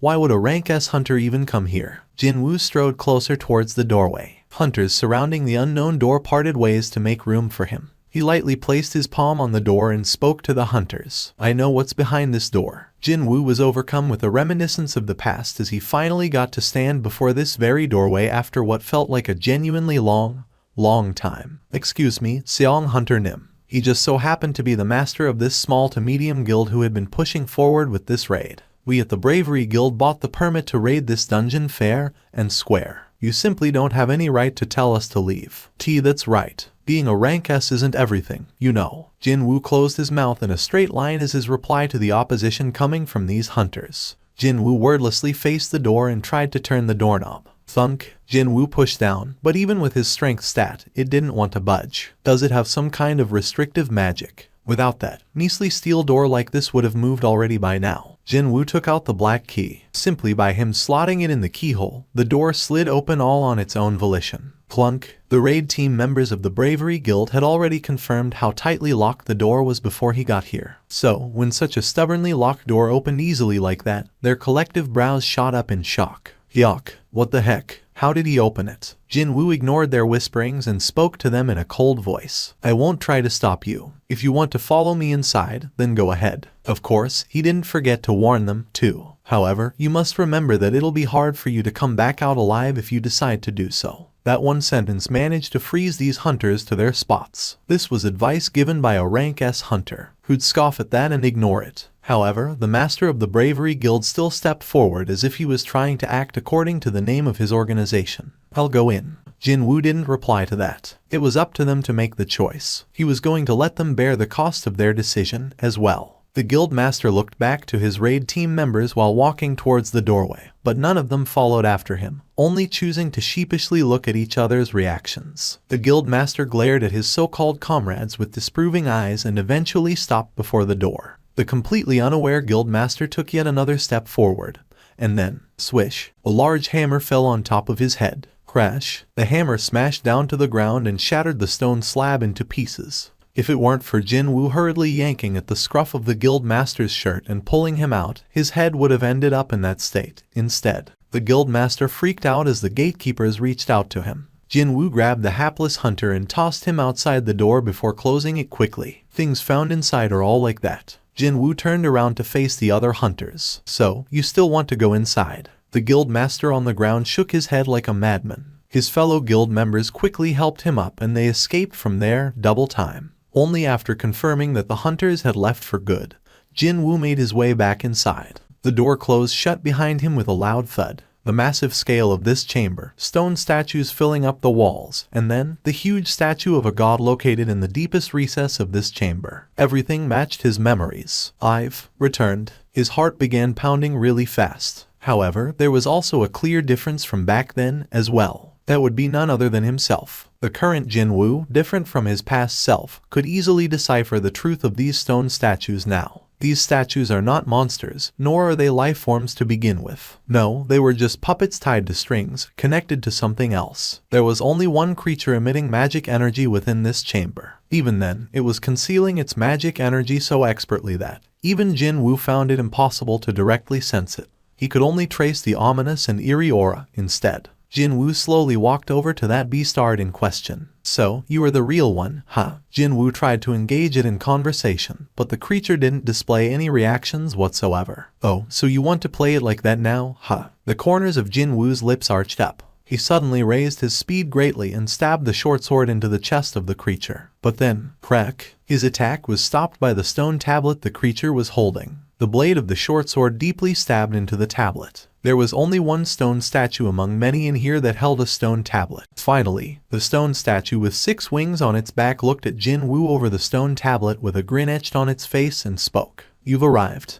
Tokyo, Shinjuku. Monsters began walking out one by one from the gate, as tall as the high-rise skyscrapers. What the hell are those? These monsters were giants. Monsters often serving as bosses in many of the highest difficulty rank gates were pouring out like common creatures now. Giants. It's the giants. While every observer watching this spectacle was freaking out and was taking hasty steps back, only Yuri Orlov remained calm as he took another swig from his flask. There's no problem if it's only this much. These monsters were scary enough to bring a chill down anyone's spine. However, Yuri Orlov was deeply confident of the barrier he had created. Come at me. And his prediction proved to be right on the money. Giants began pounding on the invisible wall surrounding the vicinity of the gate, but it stood firm and didn't even budge an inch at all. They pushed with their shoulders, and even threw their entire bodies against the wall, but Yuri Orlov's barrier formation proved to be as perfect as he claimed earlier. Yuri Orlov exploded in a fit of laughter while ridiculing the giants trapped behind the barrier. About 30 minutes passed by like that. The giants must have been tired out after going on a rampage to break the barrier, because they suddenly began walking back into the gate. People witnessing that scene all cried out in pure shock. Oh my god, monsters coming out of the dungeon break or going back inside the gate. Such a thing was completely inconceivable. Only I can do this. I am the one blocking a rank S gate. Thick veins bulged on his neck as he made his declaration. That guy who hunted down a couple of those measly ants, and this great me who shoved those giants back inside the gate. You don't need me to tell you who's even more amazing, right?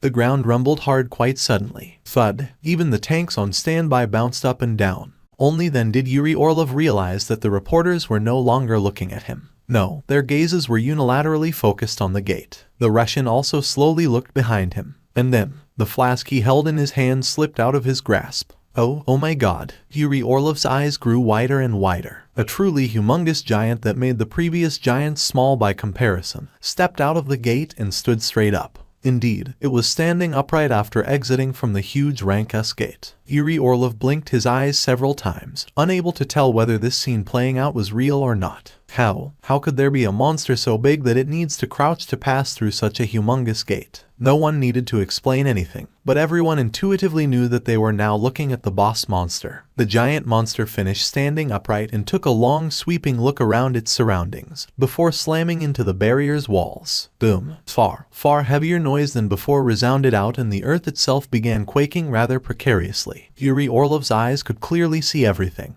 And that would be the site of the magic barrier only he could see, gaining spiderweb-like cracks. How can this be? His legs began shaking uncontrollably. The sound of an explosion filled up the air as the motes of light illuminating the magic circle on the ground dissipated away. Yuri Orlov started screaming around at the same time. The giant monster, as soon as it destroyed the invisible wall, reached down and picked up the Russian still trying to send in his magic energy to the barrier. Now caught within the giant's hand, Yuri Orlov screamed out as bone-breaking pain wrecked his entire body. He desperately thrashed around. Gulp. However, his screams could no longer be heard when the giant monster opened its mouth again.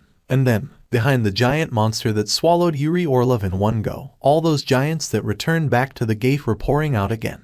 The stone statue began moving as weird creaking noises came out from its various joints. Jinwoo glared at this creature. There were several differences between this guy and the other stone statues, but the biggest one had to be the wings attached to its back, which made it look somewhat like an angel. Indeed, this guy was the only one among the statues designed to resemble an angel. Not just any angel either, but one with 6 wings on its back, too. The angel statue slowly stood up from its sitting position and straightened its bent back. The angel statue took a look at the stone tablet damaged by the short sword and simply tossed it away, as if it meant nothing to the creature. As if it was doing the most obvious thing in the world. Crack. The stone tablet clattered on the floor and shattered into countless pieces. The angel statue stiffly laughed as it took in the sight of the now useless tablet. Jinwoo narrowed his eyes. So, from the very beginning, Just then, he realized that there was no meaning behind them from the very beginning. That stone tablet, and the so-called laws written on it, none of them meant anything. If not, there's no way that thing would have treated it so recklessly. This thing knows everything. Jinwoo didn't lower his vigilance and threw out a question in a low voice. Were you the one calling me here? Jinwoo was asking about what the statue's relationship with his system was through that question. That's correct. Jinwoo threw out another question. Are you a monster? The waves of magic energy being emitted from the angel statue were certainly different from the ones emitted by the regular monsters. However, meaning behind the term monster was simply created by humans for their own convenience. What Jinwoo wanted to find out here was whether this thing was in cahoots with the regular monsters or not. The angel statue bent down to loosen up its back before standing straight up again.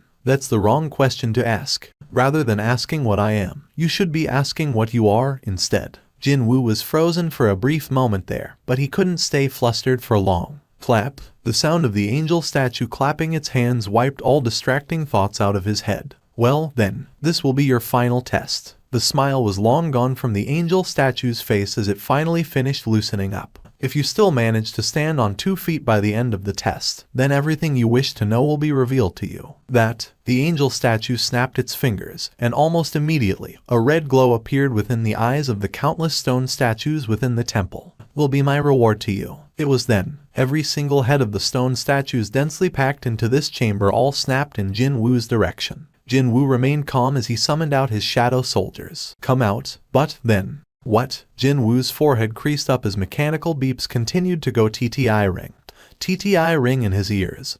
But even those lasted for only a short while, because the stone statues had begun sprinting towards him right then. Their movements were eerily silent, yet also incredibly fast as well. This was on a whole new level compared to back when he faced down hundreds of knights during the class advancement test. Oh, so you want to play it like this, is that it? All the hidden cards he had come prepared with, just in case, various potions, quest rewards, etc., had become useless in one fell swoop. The system had been with Jinwoo ever since the beginning, and knew how he operated the best. In that case, I shall overcome this with nothing but my own power. Jinwoo firmed up his resolve and gripped his short swords even tighter. The easiest way to get out of this dangerous situation was to eliminate the main body, enabling the stone statues to move. And that would be the angel statue. However, he'd not be able to get what he wanted if the angel statue was killed off. So, that would have to be consigned as the final resort for now. For the time being, he decided to go along with this testing the statue talked about. And that was why he never stopped getting stronger right up until now. He never once stopped polishing his skill levels, just so he could achieve everything he aimed for regardless of what sort of situations tried to hinder him. Jinwoo spat out white-hot air from his nostrils and mouth. The things he initially couldn't see, the stuff he had missed when he first set foot in this place, began entering his field of vision. His naked eyes could chase the movements of the stone statues that looked like instant teleportation to him back then. Broken bits of rock spat up from the floor, now shattered by the force of the axe. Meanwhile, Jinwoo powerfully kicked the face of the axe-wielding stone statue. The moment its head came in contact with his foot, it got crushed into fine powder. However, swish, Jinwoo bent backwards and dodged an arrow. It flew straight past him and got embedded in the wall on the far side. He didn't even have time to feel happy about eliminating one enemy. The proper assault was only just beginning now. From his left, right, left, front, right, and left. I can do this. The more he concentrated on the battle, the slower the movements of the stone statues became. On the other hand, his own movements got progressively faster and faster. His body, trained to the absolute limit,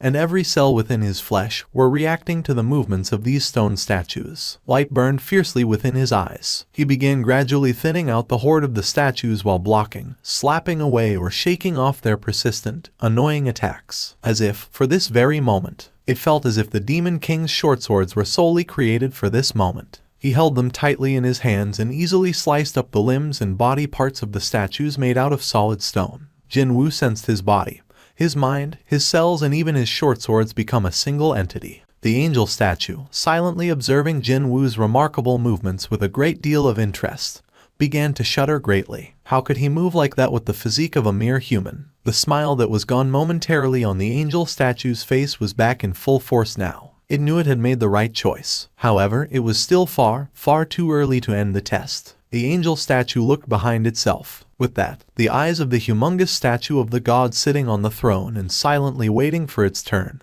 began glowing an eerie crimson hue. It gripped the armrests of the throne tightly and slowly lifted up its unimaginably huge frame. Because it was so gigantic, simply seeing it stand up sent shivers down one's spine. Thud, the god statue took its first step, and the vast interior of the temple shook hard from the resulting noise. Thud, thud, thud. The god statue's strides were so enormous that it didn't need to walk for long before arriving where Jinwoo was. The rubble of the fallen stone statues was forming small mountains all around him by then. The god statue stopped walking in front of him and raised its right arm. It was also around this time that Jinwoo, in the midst of a maddened melee among the stone statues, felt something change around him. Thud, as if the head of the statue crashing to the ground was the signal. The rest of the statues following right behind pounced on Jinwoo like a pack of wild, but well-organized, animals. However, the truly dangerous opponent wasn't one of these statues. It felt as if every hair on his body was standing up straight. Jinwoo flinched in nasty shock and hurriedly raised his head. Sure enough, the bone-chilling red light was coagulating in the two eyes of the god statue. Dodging it. It's too late for that. His brain quickly calculated that his escape routes would be blocked off by the stone statues if he were to make a wrong move now. The odds of him getting melted down to nothing by that laser beam or whatever would be too high for his liking if that happened.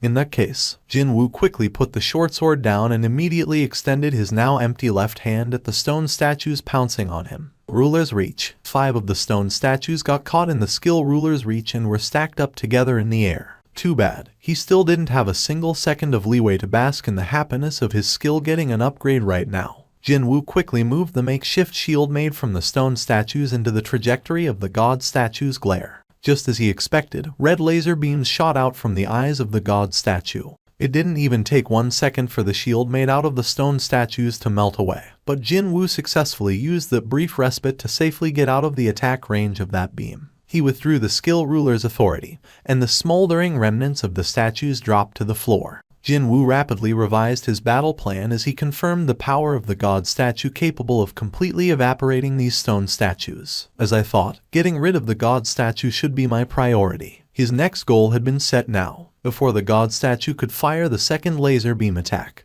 Jinwoo kicked the ground hard and dashed forward. Jinwoo's movement was already fast, but with that skill activated, his speed immediately shot past what the god statue could actually follow with its perception. Jinwoo arrived at the foot of the god statue in the proverbial blink of an eye and tensed up his leg muscles to the extreme. An unbelievable amount of energy, reserved solely for jumping up, condensed within his crouched position. He had only one shot. Without a doubt, it had become much harder to dodge the red laser beams flying in at a terrifying speed once he was airborne. It was impossible to move freely in the air, after all. But then again, hadn't he learned that valuable lesson already? If you weren't willing to take on some risks, then he'd not be able to find himself with any opportunities. That is why. Jinwoo's lips shut tight in a straight line as he powerfully leapt up from the ground. His entire frame flew up like a fired rocket. Just get destroyed already. Seeing up close the crimson light coagulating within the DM thing's eyes sent shivers all over his body. Just getting brushed by that thing would mean his end. Sensing the dizziness of the danger, his mind refocused on the task at hand. Stay calm. He reached out with his left hand, still not holding any weapon. Ruler's Authority. The upgraded skill based on Ruler's Reach began pulling at the shoulder of the god statue. He was thinking of reeling himself in, rather than actually dragging the god statue and its incalculable body weight towards him. However, his expectation was somewhat shaken up as the upper body of the god statue actually did creep forward just a little. What an incredible force of attraction that was. The power of the skill must have gone up several notches when it evolved from Ruler's Reach to Ruler's Authority. And all thanks to that, Jinwoo got to land on the god statue's shoulder far easier than he anticipated. He quickly raised his head to look behind him. The scarlet red laser beam exploding out accurately pierced past the location in the air he was floating in only a moment ago. Nice. For the next few seconds, he was safe from the god statue's laser beam attacks. Feeling unburdened now, Jinwoo sprinted on top of the statue's shoulder with all his might and arrived near its neck. His right hand gripped the hilt of the Demon King's short sword tightly. Violent slash. Several silver streaks of blade light rained down on the target like the shells of a shotgun. Dozens upon dozens of slashes landed on the statue's neck. However, there was barely any visible damage. Not one slash managed to inflict a heavy enough wound, they all stopped at simply causing negligible, superficial nicks on the skin. So, the short sword doesn't work, is that it? It was that moment that the Demon King's short sword, previously capable of slicing up the steel-like scales of the boss-level Naga into ragged bits, came across as an insignificant and shabby toy. This god statue wouldn't be the first enemy that his blades failed to inflict any damage. As a matter of fact, he had dealt with a countless number of them so far. If I can't stab it, then I'll just pummel it. He didn't invest all those stat points in his strength stat just for fun. Jinwoo's eyes gleamed brightly with determination. He lightly jumped up and thrust his left hand at the temple of the god statue's face. All 5 fingers of his left hand dug deep under the surface. It's done. Jinwoo clenched his left hand into a fist. With that, he was firmly secured onto the god statue's face like a rock climber hanging onto the surface of a cliff with one hand. All this was simply him getting ready. The real thing was starting now. Jinwoo's right back, his right shoulder, and then his right arm all began to balloon up to an unnatural size. That was the result of an incredible amount of magic energy enveloping his right arm. As a test, he threw a single punch first. Kaboom! The god statue's head, that didn't even budge from the short sword's attacks, suddenly and visibly trembled. The angel statue, observing the unfolding situation, was shocked beyond words from that. The enormous amount of magic energy spreading out from high up above managed to shake the air within the entire underground temple. The angel statue continued to look up while not even bothering to hide its extremely excited state at all. To think that a human would deal with its masterpiece in such a manner. An even greater level of anticipation bubbled up within the gleaming light of the angel statue's eyes. Jinwoo's fist punched the god statue's face for the second time. For a brief moment there, the god statue lost its balance. The attacks were definitely working.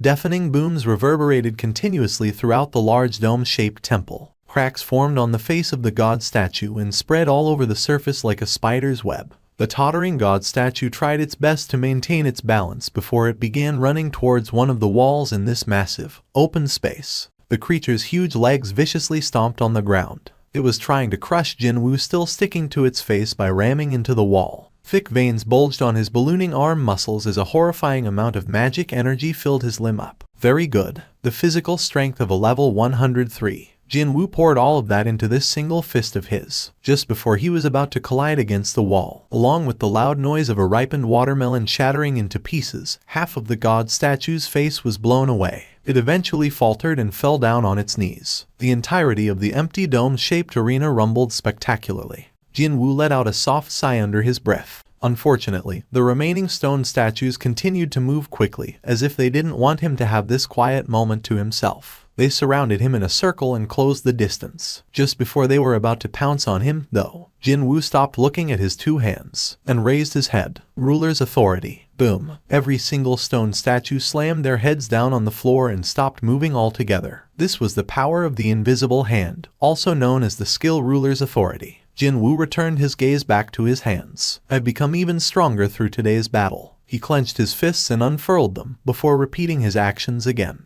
An incredible power was overflowing out of his fists, no, from his entire body. He could clearly sense this flow of power now. At the same time, his heart showed no signs of slowing down at all. It felt as if something sleeping deep within him had awakened through this life or death struggle. It was then he heard slow handclaps. Jinwoo raised his head in the direction of that clapping noise. The angel statue was clapping its hands in an exaggerated manner, that repulsive smile still etched on its face. Truly excellent. Jinwoo calmly spoke to the statue. Don't you have an agreement to uphold? First, the diamond thing clearly announced that, as long as Jinwoo managed to stand on his 2 feet after the end of this final test, all the answers he wanted to know would be provided to him. So, he wanted to hear them right now. Unfortunately, a stiff smile formed on the angel statue as if it had no intentions of letting him know that easily. It took a step closer to him. Your test isn't finished yet. Then, another step closer. In here, yet another step. The angel statue closed the distance with several large strides and eventually stood before Jinwoo's nose. I'm still here, aren't I? The lengthy wings on the back of the angel statue suddenly twisted and writhed around before transforming into arms. 2 arms coming out of its shoulders, and 6 more sprouting from its back. 8 hands in total began clenching into tight fists. I am your final test. Jinwoo frowned deeply. Just as the quest message finished saying its piece, 1 second ticked down from the remaining time. Jinwoo's eyes began trembling hard as he stared at the angel statue. That's right. Whenever the angel statue spoke, he also heard the system's voice at the same time as well. Jinwoo's heart that seemed to have recovered some calmness just now began madly pounding away again. His breathing quickened and his fingertips trembled. The angel statue studied Jinwoo's reaction before answering one of the very first questions he asked earlier. What are you? I am the architect of the system.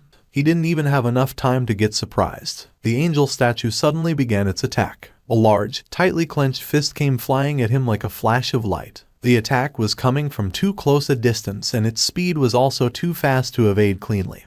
The power behind that punch was so incredulous that both his legs momentarily became airborne as he flew to the wall on the far side before ungainly crashing into it. Jinwoo swallowed back the pained moan. From that unexpected attack, he ended up receiving an unexpectedly large amount of damage. Unfortunately, the angel statue had already arrived in front of Jinwoo's nose, evidently not keen on giving him any time to reorganize himself. Jinwoo tilted his head to the side and evaded the fist of the angel statue. The angel statue blocked off his route of retreat and then, its 8 fists ruthlessly rained down on him. Attacks poured down without a single break in between, each punch powerful enough to kill a high-ranking hunter in a single hit. As time wore on, though, the eyes of the angel statue were growing wider and wider instead. He is blocking my punches. The bombardment of attacks from 8 separate arms was being blocked, deflected, or was redirected by just 2 arms. His movements were so fast that he simply looked like a collection of afterimages now. The angel statue was inwardly impressed by this display. From the very beginning, the end result of this battle was already set in stone. No, this was just one of the formalities to go through. And that would be the statue performing a once-over of Jinwoo for the last time whether he agreed to it or not. Normally, this process itself should have been a rather boring one to go through. But now, isn't this amusing? To think it'd start enjoying a fight against a human like this. The angel statue had never once thought that a mere human could ever be an even match in its long, long life. The moment its thoughts reached there, a light suddenly flashed in its vision. No, it wasn't actually light. It was a punch the human threw at the statue. Jinwoo jumped up and threw a punch. It hit the face of the angel statue, resulting in it being unceremoniously deposited onto the ground and rolling away in the dirt. It still stood right back up again, though. There were minute cracks developing on its still smiling face. How long had it been since it felt this joyous? The angel statue was so excited that it began to shudder in regret from the shortness of the remaining time.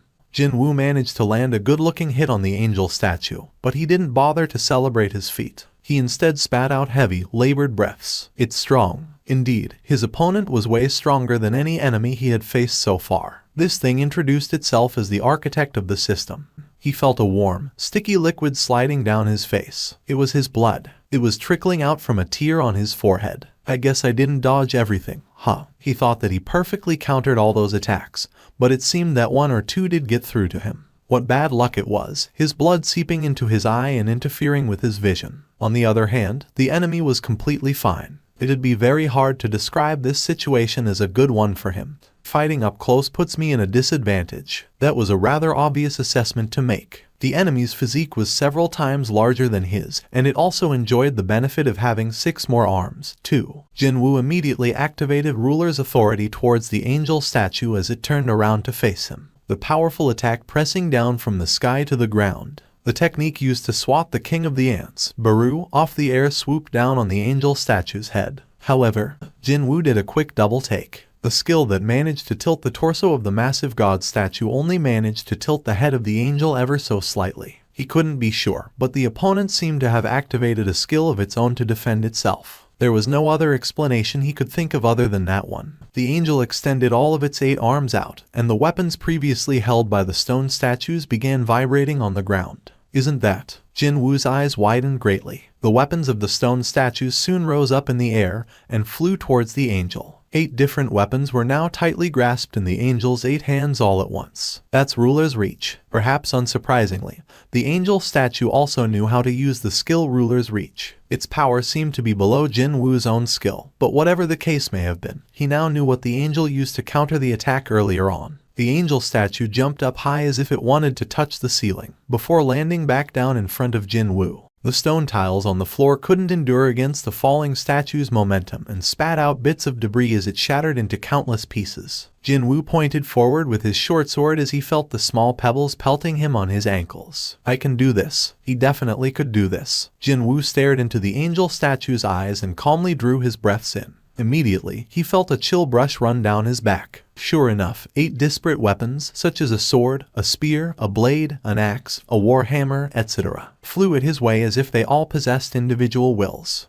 Would blocking countless flying bullets with bullets fired from an opposing gun create a cacophony of noise similar to this? The deafening roars continued on unabated as Jinwoo and the angel statue exchanged innumerable attacks and counterattacks in an instant. Within the world slowed down to a crawl. Only these two writhed and struggled mightily as if to rebel against the flow of time itself. More and more wounds appeared on the statue. The angel's speed remained constant, yet Jinwoo was getting faster and faster. Naturally, the angel statue was deeply astonished by this. If it was only for the purpose of a test, there was no reason to go this far. However, this human had managed to draw out the angel's full power. Indeed, just as the term implied, it had to fight with everything it had. But then, a human was able to fight evenly against the angel statue going at full tilt. The angel's puzzled, suspicious eyes began peering deeper into Jinwoo now. And then, it realized the reason for this. It's only by a little, but it's mixed in there. The shoulders of the angel statue trembled in shock. Was that the reason why he could freely wield the immense power so naturally like this? However, that was also another thing this creature wished for from the beginning, anyway. Just as the look of elation formed on the angel statue's face, a cleanly sliced off arm flew up into the air. The statue's head was raised up to look at it. The arm let go of a weapon as it flew away.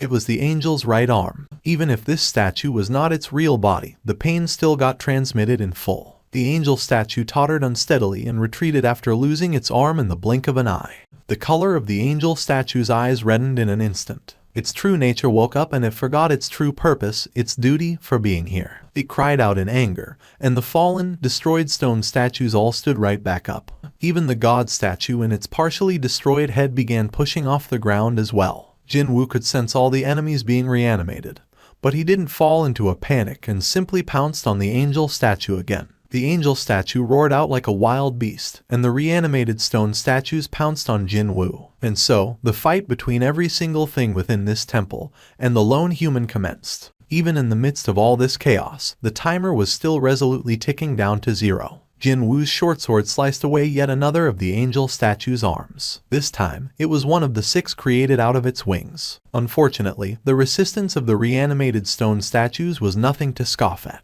There were far too many of them surrounding him now, and it became too much of a task to dodge every single attack coming his way. He focused on attacking the angel statue and dodged only those attacks that might critically injure him while ignoring the rest. A stone statue slammed down with its shield on his left shoulder. Jinwoo diverted his attention towards this particular statue. It was preparing to strike for the second time with its shield. Jinwoo's expression crumpled into something unsightly. He didn't really care about others, but he simply couldn't forgive this beastard. Only then did Jinwoo move slightly away from the angel statue, using the elbow of his left arm not holding a weapon. He stomped the head of the offending statue. The elbow drop containing magic energy ensured that the statue's head exploded into tiny bits and pieces. In the meantime, other statues quickly surrounded him and tried to jump on top of him. However, Jinwoo simply activated his skill and pushed them all away. Ruler's authority. A group of stone statues were flung away as if they were thrown off from the center of an explosion. Unfortunately, even before Jinwoo had time to catch his breath, the god statue threw its massive fist down on his head. He lightly leapt to his side and avoided it. The gigantic fist only managed to sweep away dozens of stone statues from Jinwoo's vicinity. He ran in a wide arc to lose the stone statues mindlessly trying to jump on him and approached the angel statue again. And the angel greeted him with a deeply crumpled expression. Another one of the angel's arms flew off, and Jinwoo's short sword found itself pressed tightly against the angel statue's neck. At that moment, the angel statue announced its surrender. Simultaneously, the god statue and the rest of the stone statues all froze up and stopped moving. Like a lie, the timer ceaselessly ticking down also froze up along with the angel's words announcing the end of everything. The hunters of the monitoring division arrived on site. There were a total of 7 high-ranked hunters. Wu Jinqiao had scrounged up the top elites of the association that could be mobilized on such short notice. However, he knew the truth. He knew that this little fighting power would not be of any help to Hunter Xiong. Even still, for the worst-case scenario, these hunters from the monitoring division would buy enough time so Hunter Seong would be able to escape from the dangers. They came to this location with such a resolve in their hearts. What the hell is this? He picked up on the utterly horrifying maelstrom of magical energy all around the gate. As a matter of fact, the magical energy leaking out was so savage and brutal that the space around the portal looked as if it was being distorted to his naked eyes. He was startled by what he saw and quickly took a step back. Was this simply an optical illusion, or the sign of an impending ill omen? He thought that, all of a sudden, a dark veil seemed to be enveloping this gate from above. He had seen this somewhere before. It was the looming shadow of death. All the hair on the back of his neck stood up. Wu Jinqiao instinctively knew it. He knew that the fight taking place inside was not something he or his boys could possibly butt in on. The subordinates saw his complexion getting paler and gasped out in surprise. They hurriedly asked him, "Section Chief, are you all right?" Rather than an answer, Wu Jinqiao threw out a question instead. "Is there a major guild with a team ready for a raid nearby?" One of his subordinates checked the association's database and quickly made his reply. "Yes, sir. The Hunters Guild is getting ready for a raid at the moment." "What about their 2 rank S hunters?" "According to the data, both Choi Jongin and Cha Hien Hunter Nims are scheduled to partake in the raid, sir." Choi Jongin and Cha Hien. If it were those 2, then they might be able to do something. Wu Jinqiao shifted his gaze back to the gate. That imperceptible trembling that started from his hand had slowly but steadily spread out to the rest of his body. Wu Jinqiao barely managed to rein his trembling voice and spoke to his subordinate. "Send the emergency cooperation request to the Hunters Guild. The decision is up to you." Unlike before, its voice was now separated from the system. The machine-like, stiff male voice grated against his eardrums. Jinwoo shut his mouth tight after seeing that face. "Data saved in the system's memory, is it? Just like how it was with various video games, did the system also possess a save file or something similar to that?" And he could view what that save file contained right now. In this short span of time, all kinds of thoughts raced in and out of his brain. Of course, his answer had already been decided. He finally earned what could be his one and only chance to confirm the truth for himself, so why should he back out of it now? If the system wanted to trick him into a trap, then well, it didn't have to go through such an elaborate process, either. After all, the system possessed the power to decide when his heart would stop beating, didn't it? Just as the angel said, if all these were just the processes of a test, then I have earned the right to view this data. He suddenly recalled what the angel statue told him before the battle commenced. Most likely, the reward the angel talked about meant his right to view the data. He finally arrived at this conclusion. Jinwoo made his decision and slowly opened his mouth. Yes, when he did, darkness immediately enveloped him. The familiar mechanical beep hit him in the eardrums, and the voice of the system followed right after. It felt like he crossed an endless tunnel at a speed very close to that of infinity. He flew past the space filled with nothing but darkness. The light seeping into this space from such a long distance away slammed into him in an instant. After the blinding by the light dissipated away, Jinwoo was greeted by the immense spectacle laid out before his eyes, no, below him, and spat out a shocked gasp in his mind. Oh my God! An army consisting solely of innumerable monsters stretched far beyond the scope of vision below him. From where he was, all the way to beyond the horizon, countless monsters completely covered up the ground until there was no uncovered patch left. In all honesty, that was one hell of a terrifying sight to behold. If this many monsters jumped out of a gate all at once, humanity wouldn't have a chance in hell at winning against them. Jinwoo shifted his gaze over to these monsters. He spotted weaklings commonly seen in low-ranked dungeons, all the way to the powerful monsters that could only be seen in much higher-ranked dungeons, such as high orcs, white phantoms, and even giants. This disparate gathering of monsters that ignored their ranks and species were busy looking up and waiting for something to happen. What are they all looking at? Jinwoo followed after their gazes and raised his head to the sky above. And then, he discovered it. He saw a jet-black lake, quietly floating high up in the sky. No, it was actually not a lake. He mistook it for a lake because of its sheer size. But it was a gate so big that he couldn't even begin to guess its size. And it was silently looking down on the ground. This black hole was blocking up the purple sky beyond it. Purple sky, is it? Seeing the color of the sky that should not exist, he became doubly sure that this was not Earth anymore. In a world that was clearly not Earth, something major was about to happen between the monsters and that gate. He unconsciously swallowed his saliva. Trapped within this eerie silence, his nervousness also increased as the time wore on. Just what would come out from that gate? Jinwoo began wondering if he'd get to see the weapons of humanity, or the armies of humans stepping out of that huge gate, just like how monsters would step onto Earth through those portals. However, what came out of the cracked open gate's mouth was soldiers decked out in silver armor, with wings attached to their backs. These silver-armored soldiers poured out of the gate like agitated bees rushing out of the disturbed beehive, while monsters covered up the entirety of the ground.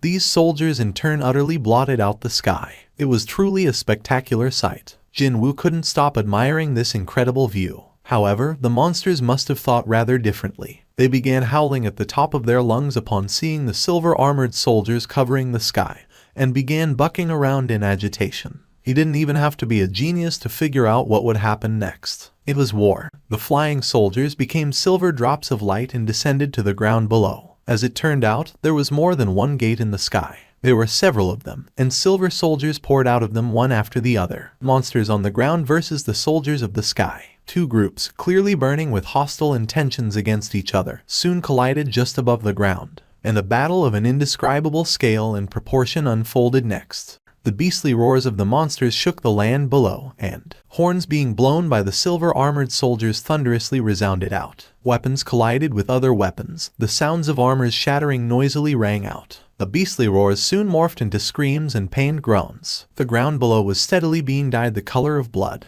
The superiority in this battle was established very quickly. The silver-armored soldiers were very powerful. These guys easily sliced off the necks of the monsters that were strong enough to rip high-ranked hunters apart with their bare hands. Such powerful beings had formed a massive invading group, so perhaps it was only inevitable that the monsters were being swept away. The balance was tilting noticeably now to their favor. Even then, silver-armored soldiers continued to pour out from the gates non-stop. The waves upon waves of the silver soldiers crashing forward like the incoming tide erased all traces of living monsters off the dried plains in no time at all, with the complete annihilation of the monsters mere moments away. The silver soldiers of the sky that violently pushed their enemies back suddenly stopped moving one at a time. What's going on? Could they possibly have developed a sense of pity for these things now, of all times? But there was just no way. If they did, then they shouldn't be gripping their weapons even tighter like that. On top of this reddish-brown land, a black shadow was spreading out. This shadow rapidly spread beyond the blood dyeing the land red, as well as the mountains of corpses. And when this darkness sped past underneath these corpses, mysterious screams could be heard. Screams that no one could tell where they were coming from. Jinwoo knew of a skill that was eerily similar to this. No, make that pretty much identical. Sovereign's territory. A powerful chill ran down his spine immediately. He slowly, agonizingly slowly, turned his head around to take a look. And there he found an impressive knight covered in jet black armor from his head right down to his toes. From this knight, and the horse he was riding on, black aura like strands of energy continuously rose up. Why did this happen? No one told him, yet Jinwoo could think of only one title when looking at that black knight. The Shadow Sovereign. The intolerable stillness that stifled one's breaths pressed down on the shoulders of every single being under the heavens. And soon, the Sovereign's solemn voice shattered that stillness. His heart beat louder just then. Rise up. The ripple generated from those two words spread out at a frightening speed and roused up the shadows. The battlefield dyed in the colors of monsters' blood roiled and tumbled in black waves. The shadow soldiers leaping out of the ground roared out in what could have been either loud cheers or screams of horror. They then shifted their blackened eyes towards their enemies. Those eyes carried not one trace of fear towards their enemies now. From this corner of the land, all the way to the other side, the dead monsters were instantly reorganized into shadow soldiers. If this scene was supposed to demonstrate the true pinnacle of the Shadow Sovereign class, then it certainly succeeded in letting him know just how much further he still had to walk to get there. Eventually, the soldiers of the sky stopped hesitating and began moving again. They gathered into one large mass, and like a gigantic swarm of bees, descended on the black soldiers below. However, the monsters that were reborn as shadow soldiers didn't fall as easily as before. Weapons clashed against weapons. Soldiers collided against soldiers. The Silver Army and the Black Army got tangled up on top of this expansive land. Explosions rang out constantly, and the ground quaked over and over again. The battle that should have ended as a one-sided massacre reverted back to full-on warfare. Just the entrance of a single individual had changed everything. Now that was the display of truly shocking power. Jinwoo didn't know why this scene was being shown to him, but nevertheless, he found himself unable to tear his eyes away from it. The violent, fierce clash continued on. A desperate and bloody engagement, incomparably fiercer and more violent than the first battle that took place, unfolded before his eyes. Monsters were unable to contend with a single soldier of the sky while they were still alive, but after becoming shadow soldiers, they were now able to stand their ground and not get pushed back.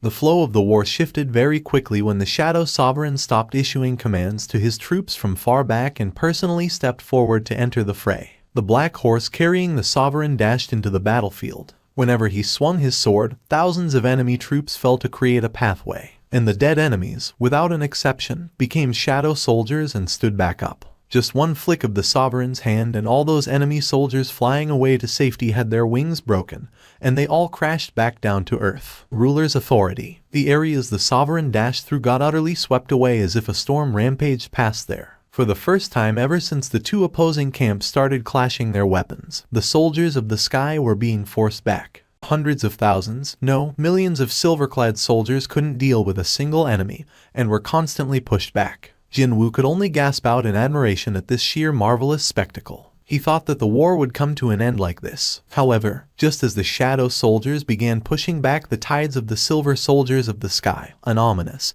eerie wind that was hard to describe in words blew in from somewhere behind him, or as powerful enough to send a shudder down his spine rushed in. The Sovereign temporarily disregarded the enemies to his front and looked behind him. Two ginormous gates had been generated in some place far behind the Shadow Army. Their sizes didn't lose out to the ones floating up in the air, and from these two gates, two disparate groups of monsters poured out in droves. On one side, beast-type creatures being led by a wolf the size of a mountain, and from the other one, knights and soldiers rushed out with countless banners proudly announcing their clans being waved about in their midst. Jinwoo's eyes grew wider and wider. The clan crests embroidered on those banners were all familiar to him. From Ricardo's, Fistos's, Rockin's, Ingraeus's, and even Raiderus. Those crests belonged to the aristocratic clans of demons he ran into as he was climbing up to the top floor of the demon's castle. His confusion regarding why those demons appeared here could only last for a short while. The beasts and the demons began attacking the shadow soldiers together as if they had a prior agreement. The back line of the shadow soldiers was immediately torn up into shreds from the combined assault of the two monster armies. That wasn't the end, however. Their front was occupied by the soldiers of the sky, still alive and ready to battle. These silver-clad beings changed their strategy and began striking back once more. The soldiers of the sky to the front and the armies of monsters at the back surrounded the shadow soldiers in a pincer attack and closed in on them. The flow of the battle had changed once more. Jinwoo grasped his chest tightly. His heart was aching now. His gaze slowly shifted towards the Sovereign standing next to him. Why was this? Why could he sense the Sovereign's emotions so clearly like this? Just like when he was reading the thoughts of his shadow soldiers, the Sovereign's emotions were vividly transmitted to him. The emotion welling up thickly from the deepest depths of his heart was none other than indignation. No, it had already exceeded past the level of indignation and into the territory of pure wrath. Now that they were surrounded by enemies from all sides, the shadow soldiers had to endlessly repeat the cycle of destruction and regeneration. Although they seemed to have possessed a never-ending power of recovery, Jinwoo too possessed the same ability, and he knew its fatal weakness very well. It can hold up as long as there's MP. When MP ran out, the soldiers would not be revived again, meaning the Sovereign wouldn't be able to use his army again. He sensed the Sovereign's magical energy that felt bottomless and vast in the beginning, slowly reaching its limit. The Sovereign changed the direction of his mount away from the army of the sky and towards his rear. His black horse kicked the ground and rushed forward. The ensuing battle was truly intense. Corpses formed mountains. Blood formed oceans. This conflagration called war created by countless soldiers swallowed up every single life form still standing on this land and continued on its horrific path of destruction. But, even then, this stubbornly persistent battle that didn't seem to end was slowly marching towards its inevitable conclusion. Not too many remained standing on the battlefield now. The Sovereign lost his mount during the battle. He wasn't hindered in the least, however. He cut down two demon knights blocking his path and stood before a certain demon breathlessly panting away as it leaned against a bizarre rock formation. The demon's face was hidden behind its helm, but the Sovereign seemed to know its identity as he glared down at his feeble prey. The demon weakly faltered its head, but it forced himself to look up. It had already suffered grievous wounds and it seemed unlikely it'd be able to survive its injuries. The voice coming out from beneath the helm sounded precariously close to being cut off. So, regrettable. We could have ended you for good today, but... The Sovereign's voice became even icier as he asked again. The demon's shoulders trembled as it painfully cackled, before it raised its head up again. And then it replied. For some reason, Jinwoo couldn't properly hear that answer. Did he lose his concentration and miss it somehow? No, that wasn't it. The demon said something else, but he still couldn't understand a single word of it. However, it must have sounded different to the sovereign's ears, because as soon as he heard the reply, he extended his hand out and sucked the demon in. The creature spat out a pained moan as its neck was tightly grasped by the Shadow Sovereign. The piece of armor protecting the neck crumpled up. Even in the middle of this, the demon continued to say the things it wanted to say. Stab. The Sovereign's thumb plunged into the throat of the demon. The demon spat out a mouthful of blood, and that was precisely the moment when his gaze met with the demon's eyes staring back from within that helm. But how could this be? Jinwoo freaked out and let go of the dying demon's neck. Its life had ended by then and its body limply crumpled to the ground. But that doesn't make any sense. Those eyes and hidden in the helm, he had seen those eyes before. But such a thing could not have happened. His heart began pounding madly now. Jinwoo shook his head hard and cautiously approached the dead demon to take its helm off. Even in death, the creature was maintaining the same glare it shot him back when it was still alive. How could he ever forget that glare? The removed helm fell out of Jinwoo's hands and clattered to the ground. Clang! The wide-open eyes of the demon were still filled with the light of pure rage. It was the exact same light he saw back on the top floor of the demon's castle. The Demon King. Darren. The moment he realized this fact, he also discovered one more strange thing. He saw his hands decked out in black armor. He then saw his feet, his legs, and his own chest. From a certain point in time, he had been using the Shadow Sovereign's body as his own. The pounding beats of his heart grew even heavier and louder, assaulting his eardrums. Jinwoo placed his hand where his heart was. Ba-thump, ba-thump, ba-thump. His eyes grew wider and wider. How come I haven't noticed it until now? He had grown more conscious of his own heartbeat after surviving the events of the underground temple. Even then, he had failed to notice it until now. Jinwoo's trembling hand moved to the right side of his chest. He sensed the tremor there, one coming from the left, and then another coming from his right. Ba-thump. 2 hearts were issuing exact same sounds. His shock-filled eyes were lowered immediately, but then he discovered 4 shadows on the ground, slowly growing larger. Some things were approaching him from above. His head hurriedly rose up to the skies, and, right above his head, 4 angels with 6 wings each were slowly descending towards him. The memory lasted only up until then. Along with that mechanical beep, darkness blinded him again. He heard the clear, concise voice of the system as his consciousness grew further away. Looks like we're here. Yes, I can sense it. Indeed, they could sense something horrifyingly massive in there. Choi Jong-un's face stiffened hard as he replied. The color of blood was slowing draining out of his complexion right now. The only consolation he could think of right now was the fact that he could also sense Hunter Seong Jinwoo's presence. As long as Hunter Seong is fine, it's okay. Combining his abilities with the support from these elite hunters, they'd win regardless of what the monsters within this dungeon were like. Choi Jong-un assured himself with that line of thought and called out to the rest of the team. Let's hurry. The elite hunters from the Hunters Guild and the association rushed past the massive doorway reminiscent of an ancient castle. And then, the sight waiting for them beyond was a spectacle none of them had ever seen before during their lengthy and illustrious careers as hunters. What on earth is this? What the hell is this place? First, they found innumerable destroyed stone statues strewn about the floor. Their debris was piling up into small hills all over the place. Look. One of the hunters raised his finger high up, and in the direction his finger was pointing at, everyone could see a truly gigantic statue of an unknown god standing frozen still, its hands interlocked in the gesture of slamming down. Its head, with half of its face blown away, especially caught their attention. Wu Jinqiao's heart began racing like crazy as he remembered the testimonies of the survivors from the previous duel dungeon incident. It was all real. The god statue and the stone statues were all real. The survivors all said the same thing. That this place was filled with a monstrous god statue that could melt down a rank sea hunter with nothing but a glare from its eyes, as well as countless stone statues whose movements couldn't be picked up by the naked eye. It was then, a certain stone statue kneeling next to Jinwoo slowly stood up. The wings on its back were all torn up, and it only had one remaining arm. I don't remember inviting you humans in here. The angel statue stood up completely and swept its gaze over at the hunters intruding into the temple. The corner of its lips suddenly arched up. That thing. Did that thing just speak? Wait, I didn't hear incorrectly just now, did I? A monster can speak our language. Hunters exchanged glances with one another, their faces filled with incredulity. Something like this seemed impossible. "Oh, strong humans." The statue spoke up as it began looking at the hunters with the eyes of someone finding a delicious snack. "It seems that there are no shortages for the first sacrifices prepared for the king. If a snake could smile, would that be as disgusting as the one on this creature?" The movements of the hunters froze stiff from the smile forming on the angel statue's face. It was then the statue suddenly appeared before the hunters. They didn't even have any time to respond. The angel statue took a swing with its right arm. The face of the hunter standing in front of the group was crushed inward. The hunter in his crushed face flew backwards and slammed into the wall. Other hunters nearby threw out urgent counterattacks, but by then, the angel statue was already gone. He was killed instantly. A tanker working for South Korea's best guild had died in a single hit. For some reason, the monster had stopped attacking the group,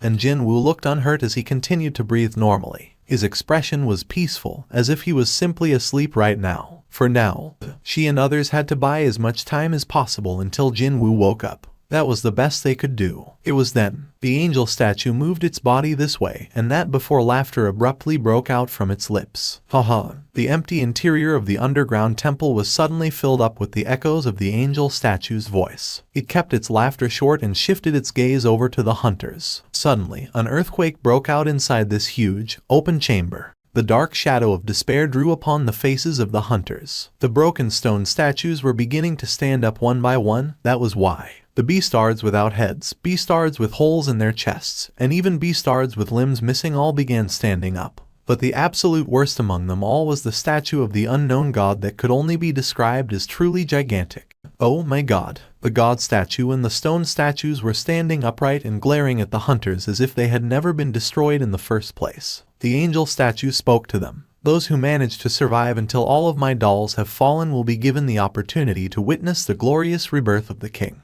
Everyone, get down." Hunters hurriedly bent down to the ground. A red laser beam sliced right past just above their heads with almost no gap to spare. The casualty was 0 this time. It was almost a miracle in and of itself. The red energy beam shooting out from the eyes of the god statue slowly dissipated. The angel statue stared at the hunters with eyes of some interest as it took a step back. It seemed that these humans might be able to provide some fun distraction before the king awakens. Wu Jinqiao raised his head. The stone statues were rushing towards them now. They were so quick that only the high-ranked melee-type hunters would be capable of following their movements. Fortunately, Wu Jinqiao was one of the very best within the rank of hunters. He rose up from his spot in an instant and while rotating his waist, sent out a powerful punch. The specially constructed glove slammed hard into the face of a stone statue. Boom. Wu Jinqiao's eyes nearly popped out of their sockets. He genuinely believed that one punch would be enough. However, the stone statue was unscathed, because he saw that one of this statue's shoulders was completely destroyed from an unknown attack. He ended up making a mistake on his enemy's durability. It was a gaffe he shouldn't have made when thinking back to just who it was that destroyed all these statues in the first place.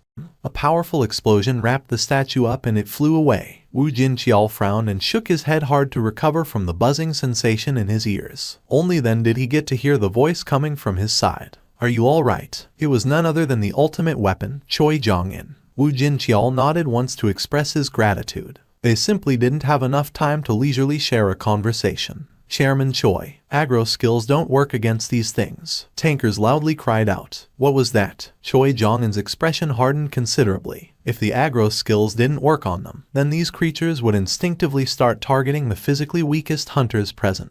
If the healers were killed off first, then their line of defense would collapse in no time at all. It was nigh impossible for them to fight against powerful enemies without some sort of a defensive line to back them up. Not only that, right behind these diamond stone statues, the massive god statue was now raising its equally massive fist as well. Can we really get out of this place alive? Their situation was despairingly critical. However, he still could think of one final method, and that would be waking up the unconscious Hunter Seong. The angel sculpture beastard said it, didn't it? That thing said that Hunter Seong was able to destroy them all by himself. In less than 5 minutes, too. Their situation could change greatly if his guess was correct, and the only reason why Hunter Seong lost to the angel statue was that he became too fatigued from destroying all these stone statues. Indeed, weren't there dozens of first-class hunters present here that could aid Hunter Seong right now? That is why I need to wake up Hunter Seong Jinwoo. Flames alighted on Choi Jong-in's hands. It was not for nothing that he was called the ultimate weapon. Not only his firepower, but even his accuracy didn't lose out to any of the modern firearms. It was now sink or swim time. Choi Jong-un fired the magic he cast in Jinwoo's direction. Hunter Seong might experience some discomfort, but he wasn't weak enough to get injured greatly by this level of magic. The flames flew towards their target while leaving behind a long trail. However, boom, the flames simply exploded on the torso of the angel statue that stepped into the trajectory in the blink of an eye. Choi Jong-un was greatly taken by surprise from the unexpected interference from the angel statue, and hurriedly raised his head. Every muscle on the face of the angel was distorted unsightly until they couldn't be twisted any further to form a truly terrifying expression. How dare! For the first time ever, the angel statue stopped smiling and bared its fangs. How dare you try to interrupt the slumber of the king? The king? Choi Jong-un couldn't even begin to figure out heads or tails of what the angel statue was saying and asked back in a daze. What did you just say? However, the angel statue didn't reply. Would a human bother to converse with insects? The same principle applied to the angel statue, too. Choi Jong-un's heart tumbled down to the pit of his stomach. However, he didn't turn his head away. Do not give up, right up until the very last moment. That was what he always told his teammates, after all. Hunter Cha-hyun was standing there, blocking the angel statue's fist with the skill blade of light. If she was late even by a millisecond, Choi Jong-un's head would have been splattered into a gooey mess. While he inwardly breathed a sigh of relief, she spoke to him in no uncertain terms. I'll take over from here, so please go help out other hunters, Chairman. Got it. Meanwhile, the angel statue stared down at Cha-hyun's sword, now glowing with light, and its eyes quickly filled up with curiosity. Haha, to think there was yet another human besides Jinwoo that could block its attack. You are very amusing indeed. The angel statue put more strength into its fist. Cha-hyun's knees bent down slightly. She had managed to stop its attacks, but still, she was losing out in terms of raw strength. A thin, weak moan leaked out of her finely shaped lips. Her wrists began trembling imperceptibly as well. The angel statue smirked derisively and applied more and more power as if it was turning up the heat on the stove. Her sword failed to deflect the punch, and it hit her on the shoulder before sliding past her altogether. Cha-hyun quickly retreated while gritting her teeth. Unfortunately, her bones must have broke, because she couldn't feel anything from her shoulder. And so, she lost her left hand in that fashion. She looked at her limp left arm with a dismayed, regretful gaze. Haha, so, is that all? Is that as far as you can go? The angel statue rapidly closed the distance again. The beastar didn't even give her a small break. The attacks that were briefly paused for a moment or two rained down on her again. The angel statue flinched slightly and took a step back, because it only now discovered that there was a lone shadow soldier hiding in her shadow. Because of the rule in this chamber, that soldier couldn't come out of her shadow, but regardless, its existence was not in question. Seeing the surprised face of the angel statue, Cha-hyun formed a puzzled expression of her own. That beastard could have ended her at any time it wanted to, yet now, it looked like it was hesitating somewhat. Indeed, she was correct. The angel statue was really hesitating right now. This was a human that the king had chosen to plant a soldier within her shadow. Did he have a special plan for her? Of course, there was a possibility that the human did this, not the king. However, without a doubt, the king and the human are currently mixed as one, although it is only by a small amount. In that case, how was the statue to know whether this action was from the will of the king or from the will of the human? If the king had a plan and planted the shadow soldier in her, then the statue knew it couldn't carelessly touch her. That was why the angel statue asked the human female, "Why did you come here? What is your relationship with Seong Jinwoo? A friend? And why did you come here?" She thought for a little while before making her answer. To save Hunter Seong Jinwoo. After hearing that answer, a deep smile formed on the face of the angel statue. Just who was saving who now? I shall bless you with an opportunity. What opportunity? Today, in this place, one of the noble sovereigns shall descend upon this world. I shall bless you with an opportunity to witness this glorious moment in history. Until the angel statue could confirm the intention of the king, it couldn't do anything to Cha-hyun. So, it had to keep her alive. However, she was the sole exception and it didn't plan on letting other humans live. But every other human beside you. The smile was gone from the face of the angel statue, and its expression became incredibly murderous. We'll die here today. Indeed, it wouldn't do for all these uninvited pests to be present in this glorious moment, would it? However, the reply didn't come from the front but from the back, instead. Says who? Before the angel statue could even turn around, A fist flew in and punched its face hard. The statue flew away and crashed into the far wall. Cracks ran against the surface of the wall from the sheer impact force and rubble tumbled down to the floor. Just before the angel statue could slide down to the ground, Jinwoo stood before the creature. He tightly grasped its neck and growled at it. Jinwoo's other hand was pressing against his right chest. Indeed, he wasn't dreaming of it. There was one more heart beating away within the right side of his chest. Jinwoo clenched the neck of the statue even harder and asked, "What the hell did you do to my body?" For a moment then, within the recalled data, Jinwoo had become the Shadow Sovereign. And that's when he realized it. He realized that there was another heart of magical energy beating within his chest. He felt powerful surges of energy ceaselessly flowing out from this new heart. Could he have made a mistake? It was rather easy to confirm the truth, actually. Status window. What he wanted to see out of the many listed values, and there was his current reserves of magic energy, which the system had designated as mana points or MP. Jinwoo's eyes nearly popped out of their sockets. Over 100 grand. He confirmed the truth with his own two eyes, yet he still couldn't believe it. The last time he checked, he definitely only had around 9,000 or so. He confirmed it before arriving here, so he couldn't have made an error on that one. But now, it was over 10 times greater. However, that wasn't the only surprising thing he discovered. My title has changed. You have satisfied its requirements. You have recovered the memories of defeating the King of Demons, Baron, Sovereign of the White Flames. An immense power has acknowledged the player as its new owner. Effect Black Heart, additional MP plus 100,000. Black Heart. This here was the reason why his MP reserves had shot up to a nonsensical degree. Additional MP of 100,000. That was enough power to regenerate his shadow soldiers almost infinitely. Abruptly, Jinwoo recalled the sight of the Shadow Sovereign from the recalled data. The beings that fought against the Silver Soldiers, blotting out the entire sky, were part of the immortal army led by that person. They went through an endless cycle of destruction and revival while managing to gradually overwhelm their enemies. The Silver Soldiers, strong enough to easily suppress roughly the same amount of monsters, couldn't endure against the regenerative abilities of the Shadow Soldiers and, in the end, were forced into retreat. If it weren't for the timely arrival of the reinforcements, those Silver Soldiers would not have avoided the fate of being annihilated. And that was all due to the bottomless amount of magic energy the Shadow Sovereign from the data had possessed.